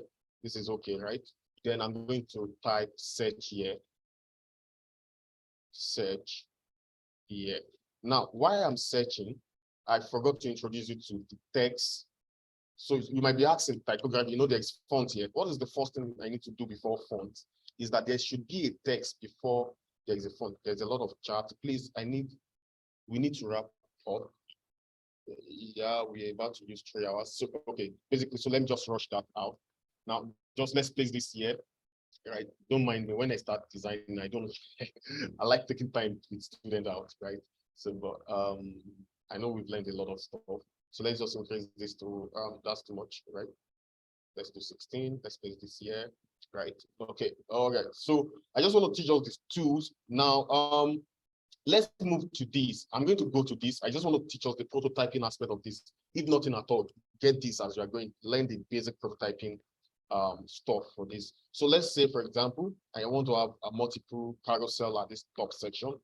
Then what I'm going to do is I'm going to use my frame as box. I'm going to create a frame, right? So let me move this a little bit. I'm going to create a frame, use it as box, right? Then give it corner radius of 5 again. Then let me just teach you how to bring in image from another plugin. There's another plugin we call Unsplash. Unsplash is a platform, is a website actually where you can download free image, right? Then let's use Unsplash plugin here. Once I run the Unsplash, it's going to come up with the plugin setup, right? So what we do is that let me look for the image I want. I want to search for image. Let me just look for food, something related to food. Then let's look for square shape kind of. Then I want this food. Let me just put this food. Notice the moment I click on it, it's going to fill into that frame. Now let's create another frame. Let me create another frame for you to see. Make sure it's square. Now select that frame, or if it's a box, you can also use rectangle to do this, but I prefer using frame. Well, you're going to understand why I use frame by the time we want to do that carousel. Now, once you select this, look for the image you want. I love this burger. Let's add this burger here. Now you have that to it. Then let's close this. Then increase my corner radius to 12 because this is another section entirely that is actually bigger. Another section entirely that is very big, right? So I'm going to use 12 for my corner radius, and I'll put it to beside each other. So I'm going to do one more so that we have three carousel. Then of course call my plugin back on Splash, run it, and look for food again, and change the orientation to square. Let me just pick this first one. We don't have much time on our side. Then I'm good to go. So I have three images. Select the three, right? Align everything, to the top. Then the spacing between, once you select everything and you bring your cursor, there's going to be an icon that will show telling you that, okay, do you want equal spacing between them? Once you click on it, it's going to give you equal spacing. You have the same spacing. You have 50 pixel spacing, and of course 50 here. And if you try to reduce here, it's going to reduce simultaneously. Like you are going to have equal spacing between them. So I have this tree. Let's select all again. And now one issue that we have is that it's not the same size. This is 310. This is not 310. So what I'll do is I'll just make sure this becomes 310. Make sure you're using the same size all through. Lock this, then Control V, and select the tree again. I think I have the same image, but let's lock the tree again. Then equal spacing. That is all. So basically, what I did was create a frame, add image to the frame by using my Splash plugin. Then I just set equal spacing between them like that. That is all I did. Then once I select all, and once I select everything, now this I'm going to talk about auto layout from this side now. Once I select everything and press Shift A to add auto layout to it, just Shift A to add auto layout. I just added auto layout. Shift A, we add auto layout. If you notice, my frame to the left has changed. I just add auto layout to it. Auto layout is like a means of grouping multiple objects together. Shift A, we add auto layout. So I just added auto layout. Then the next thing I'll do is bring this guy into my work area. Now, one thing about your frame is that if you select your frame and you come to the right side of the property bar, you are going to see clip content. There's clip content there, right? Clip content means that every content that enters into this clip, into your frame should be there so that when you are moving the frame, the content also moves with it. That's the meaning of clip content. So what I just did is that I make sure clip content is activated so that every content inside my frame is going to have it's going to all be inside, and when I move the frame, all content also moves with it, right? So I'll just bring this in, then switch to what we call prototype. This, you notice there's imaginary blue line, right? Just make sure you bring it like this. Once you do that, go to your prototype, then say the scrolling position should be, select the guy, and the scrolling position, vertical is straight, horizontal is like this, then you click horizontal, right? Once you do that and you play, let's play around just for us to see what we just did. And once you play, let's see how it comes out. I know I'm just teaching the tools and some basic stuff you can do. You understand? Really, we are unable to design basically, but I'm opening your eyes to all of these tools, right? I have to change my mode of teaching right now. Why? Because of the time. The reason I'm doing this is so that when you pick up this design again yourself, you know what to do. You understand? So I'm going to also explain auto layout again, right? About the image that are stuck on each other so that you understand. So when you get there in your own design, you'll be able to do. Now, you notice this, you see, this is the amazing stuff I'm able to do with that. This is a simple carousel prototyping I was able to do by doing that. That is what I just did. Simple stuff I just did here, right? That's like the wow factor for your design. So when you look at this design here now, this is exactly the guy did. So when I told you about, you pick your mood board and you are picking it based on technicalities, that's the same thing I did. When I saw it, I know, I know what is to be done.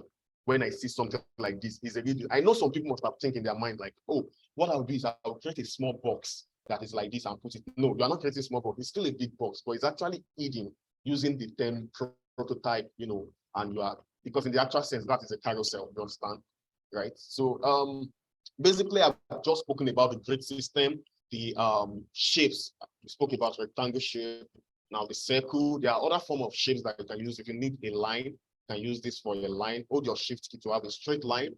Now, the last thing I'm going to talk about is this, which is very, very important. Another technical part is this part, this stacked image. Let's just talk about that stacked image. Then we can call it a day, because I'm sure even after this, you can create every other thing here, because these are just boxes and arrangement. And if you need icon, you know, Iconify will provide you with icons for you to use. Right? So let me just talk about that last part, which is the stacked image. So how do I go about that? So select your circle. That's click tools. Let's do this outside. Hold my shift key to have a perfect circle. So once I have it, I just need one. Press my alt key to duplicate. So I need 2, 3, and I need the 4th one. 4. Right. Leave all like that. Yeah, for now. Then select this, go to my plugin. On Splash, run it, because I need to click image inside of that. So I need man. Let's just look for man, and let's just select. I love using square because it kind of fits into, you know, what I'm working on. So select this guy, pick the image, is going to fill it in. Select the other circle, fill it in with this guy. So don't let us just be so it won't be as if because Mr. Elijah is a man, he's only using men's. So let's look for women. So we support women with movement at ACE. Yeah. So I think we should use this black lady there. Yeah. So the last one, let's also use this lady here, right? Then that's so this one. What we will do is let's just put 200 plus. So what that means is that that particular stack. So usually they do this to show that these are profile pictures, and the 200 plus is to show that there are more people that you can see their profile. It's a continuous kind of a thing, you understand? So it's not all about shape. There are meanings to all of these stuff. So it's showing that, okay, we have multiple images. Okay, there are still more members, you know, in this particular app. So let's change the color here. This is where you change the color, right? And let's make it a little bit bold, if possible, right? Then select the 2, Control G to group it together. Let's group it together so it won't move. There are other ways to do this thing, but believe me, in design, there are multiple ways to do things. So don't follow one way method. The fact that I'm following this road, if you watch another video on YouTube right now, you're going to see another way, another approach someone is actually using to do this. For a beginner, I'm actually using a beginner's approach for this. Basically, someone that is just coming into the industry will use this approach: circle, put image in a power clip, or group them together. Then select everything, right, and Shift A to add auto layout. Shift A, we add auto layout. Control Z. I want you to let me Control Z again. Control Z.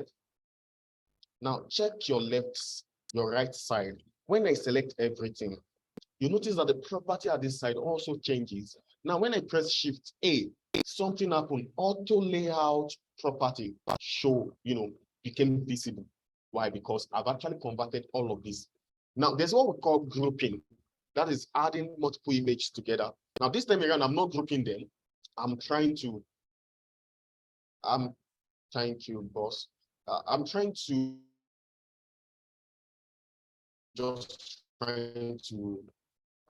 use auto layout. So it's either you use auto layout to group things, or you group them by using Control G. It's a very simple thing in designing generally. Now, when you select everything, right, then for you to now stack those images. Now, if I should do this, you see the spacing between them. You see what happened? Control Z again. Control Z. Remember when it was auto layout, right? That is the spacing between them. I can add more space by going to this auto layout section. Then, okay, let's increase this to, let's say 23. You see that there are more space. Now, if I should change this to 0, there is no space. But this time around, I want to go further. I'm stacking them on each other. Now, it's now using minus. You see, that is how to stack stuff on each other. Very simple things. So let's say you want to use this in your design, you just move it. Once you are done, you move it to wherever you need it on your design area. Now, if you want to make all of these things smaller, press K on your keyboard to scale it and scale it into it. You understand? And of course, now if I go to my what's it called now? Play section.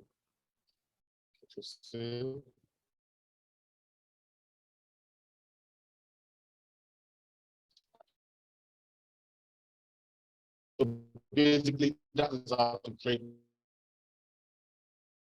that mood body. Okay, so let me just duplicate it and bring it here. So you see the same thing they did here, stacking image on each other. It's the same thing you just did here. So this is the question you might want to ask me. How did they do that? That's the only technical thing. Every other thing here, design is simple. It's just shape, color, icon, shape, color, icon, arrangement. You understand?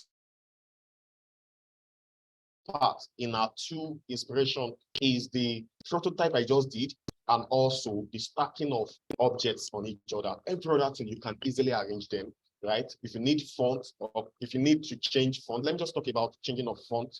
Now, if let's say I want to change the whole of this font, once you select them, come to your right hand and you will see text section.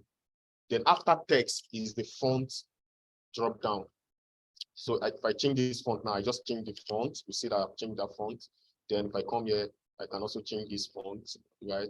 Now, if I need to change colors, still the same place, fill, just change it to red if I want.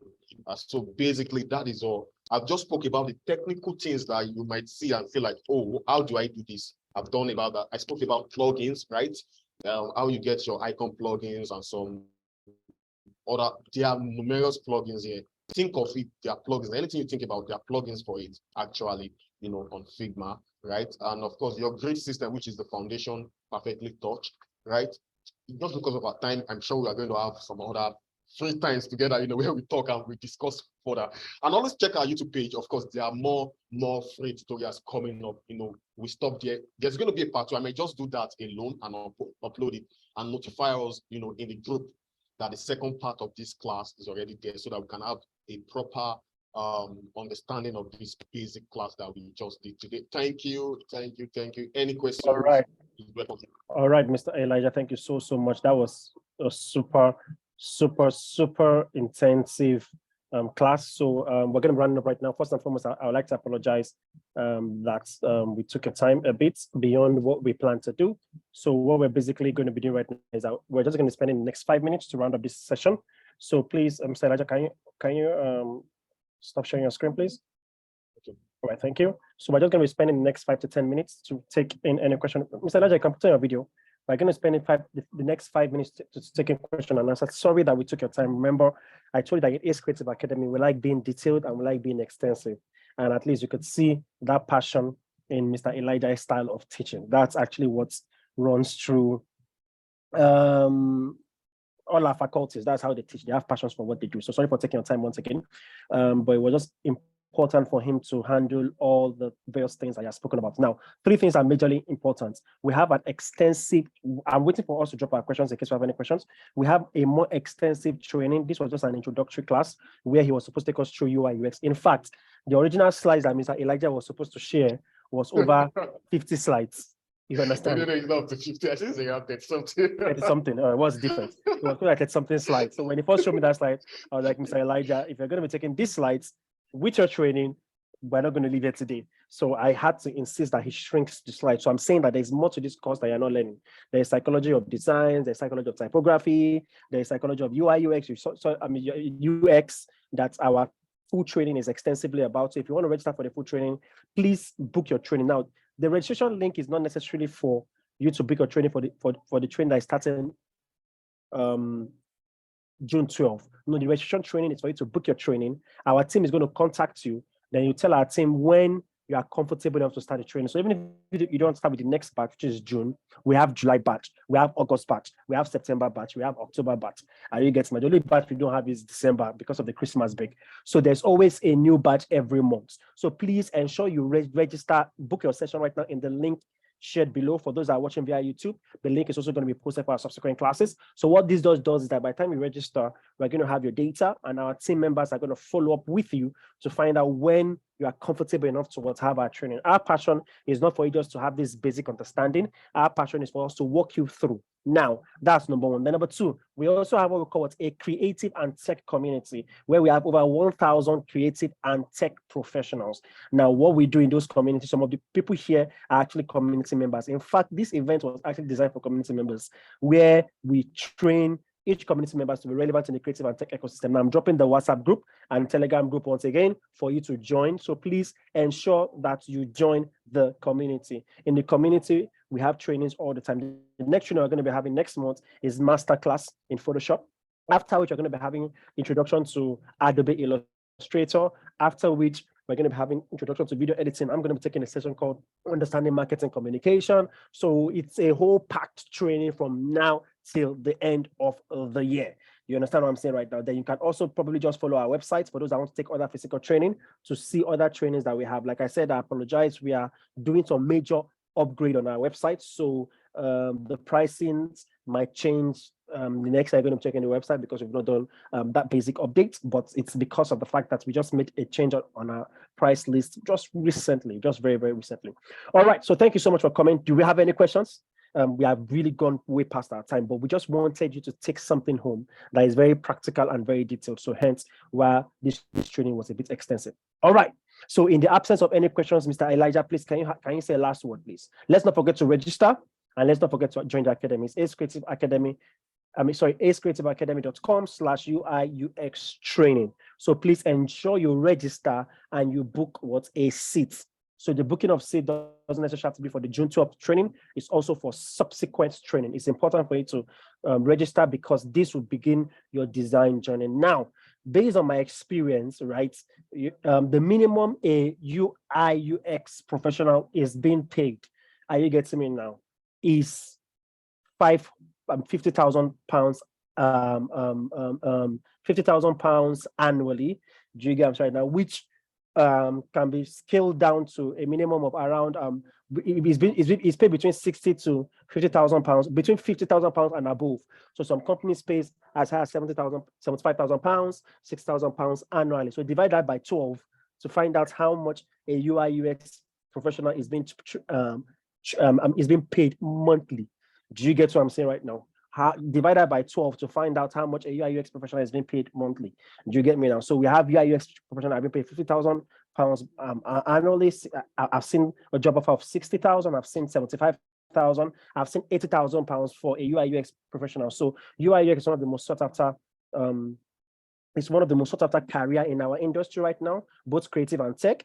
You understand what I'm trying to do? It comes after data science and artificial intelligence. Obviously, those are the trending, some of the top trending career paths right now. But UI/UX is seriously trending, right? Because you cannot build a good AI platform if the UI is not okay. You cannot build a good software application if the UI is not okay. And all those things that you see that is being used to build the interface that is used for an app has a lot of research and psychology that goes into it. Do you get what I'm saying? Now, if you go to an app and you don't spend more than 10-15 minutes on that app, that means the UI person did a bad job. Do you get what I'm saying right now? Once you're using an app and it's not fluid for you to work with, or you are getting upset, or you're finding something difficult to find, that means that the functionality of that app is not okay. All right, so in the absence of any question, I'm going to be giving Mr. Elijah to say one more word for you today, just to round up as we conclude this session. Mr. Elijah, over to you. All right, thank you, Mr. Demola, for that. So basically, the only advice I want us to go on with is that keep practicing, right? Go to Pinterest, sign up on Behance, sign up on Dribble. There's a platform called Dribble where you see a lot of designers posting their, what's it called now, portfolios. Sign up on all of this platform, Pinterest, register on Pinterest. Dedicate like 30 minutes per day to just looking at designs, and try to practice the little things. There's nothing hard. Pick something up, check your tools, arrange stores up. There's a lot of basic class. Go back to this video, right? And of course, look at the basic things I've actually spoken about. Practice it at home over and over again. Believe me, you feel like you've understand it. There's a lot happens. The first day you feel like, I understand. Wait till this time tomorrow, someone is asking you again, how do they do that auto layout? And you're like, wow, forgotten, didn't remember. So practice and practice and practice. That's the only way forward. For advanced guys, for beginners, what we do is that we keep practicing. You'll be surprised. I still take up online courses. I mean, basic classes. Sometimes I'm not going to basic classes because I want to learn the basics. I'm going there to look at the course curriculum, understand how the facilitator is actually dishing out the tutor. We keep learning, we keep practicing, and that's what I want to encourage every one of us. Keep learning, keep practicing, practice. I got my first job with all of the work I did on my system, practice work.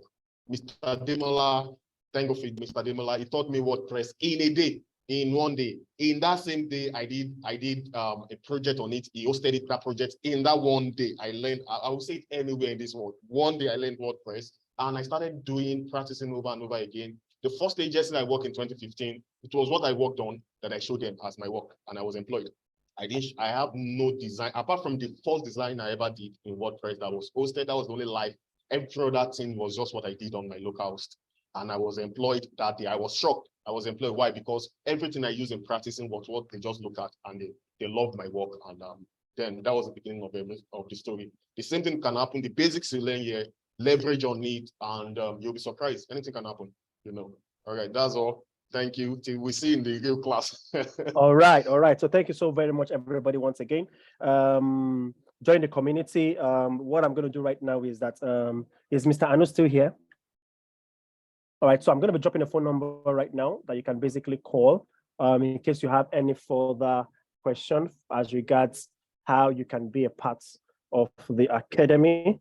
So I'm going to be dropping the number of our CEO. His name is Mr. Anolu Ashioju. So if you want to find out any further question, 1 minute. Just give me a minute. In case we need any further question. Right, so you can just basically call this number and he's going to attend to whatever need you basically need. So sorry for taking your time.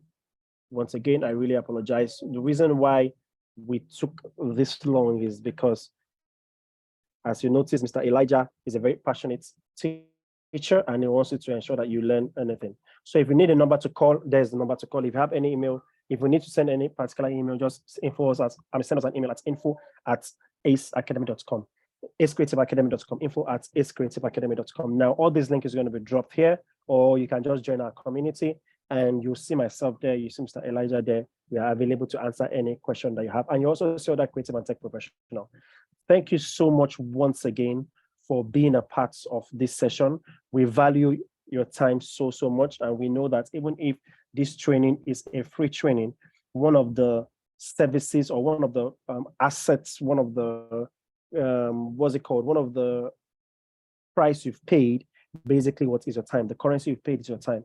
So keep practicing, keep doing what you need to do to excel as a creative and tech professional and strive to become better every day. See you at the top. Thank you so much for attending. All right, thank you. Cheers.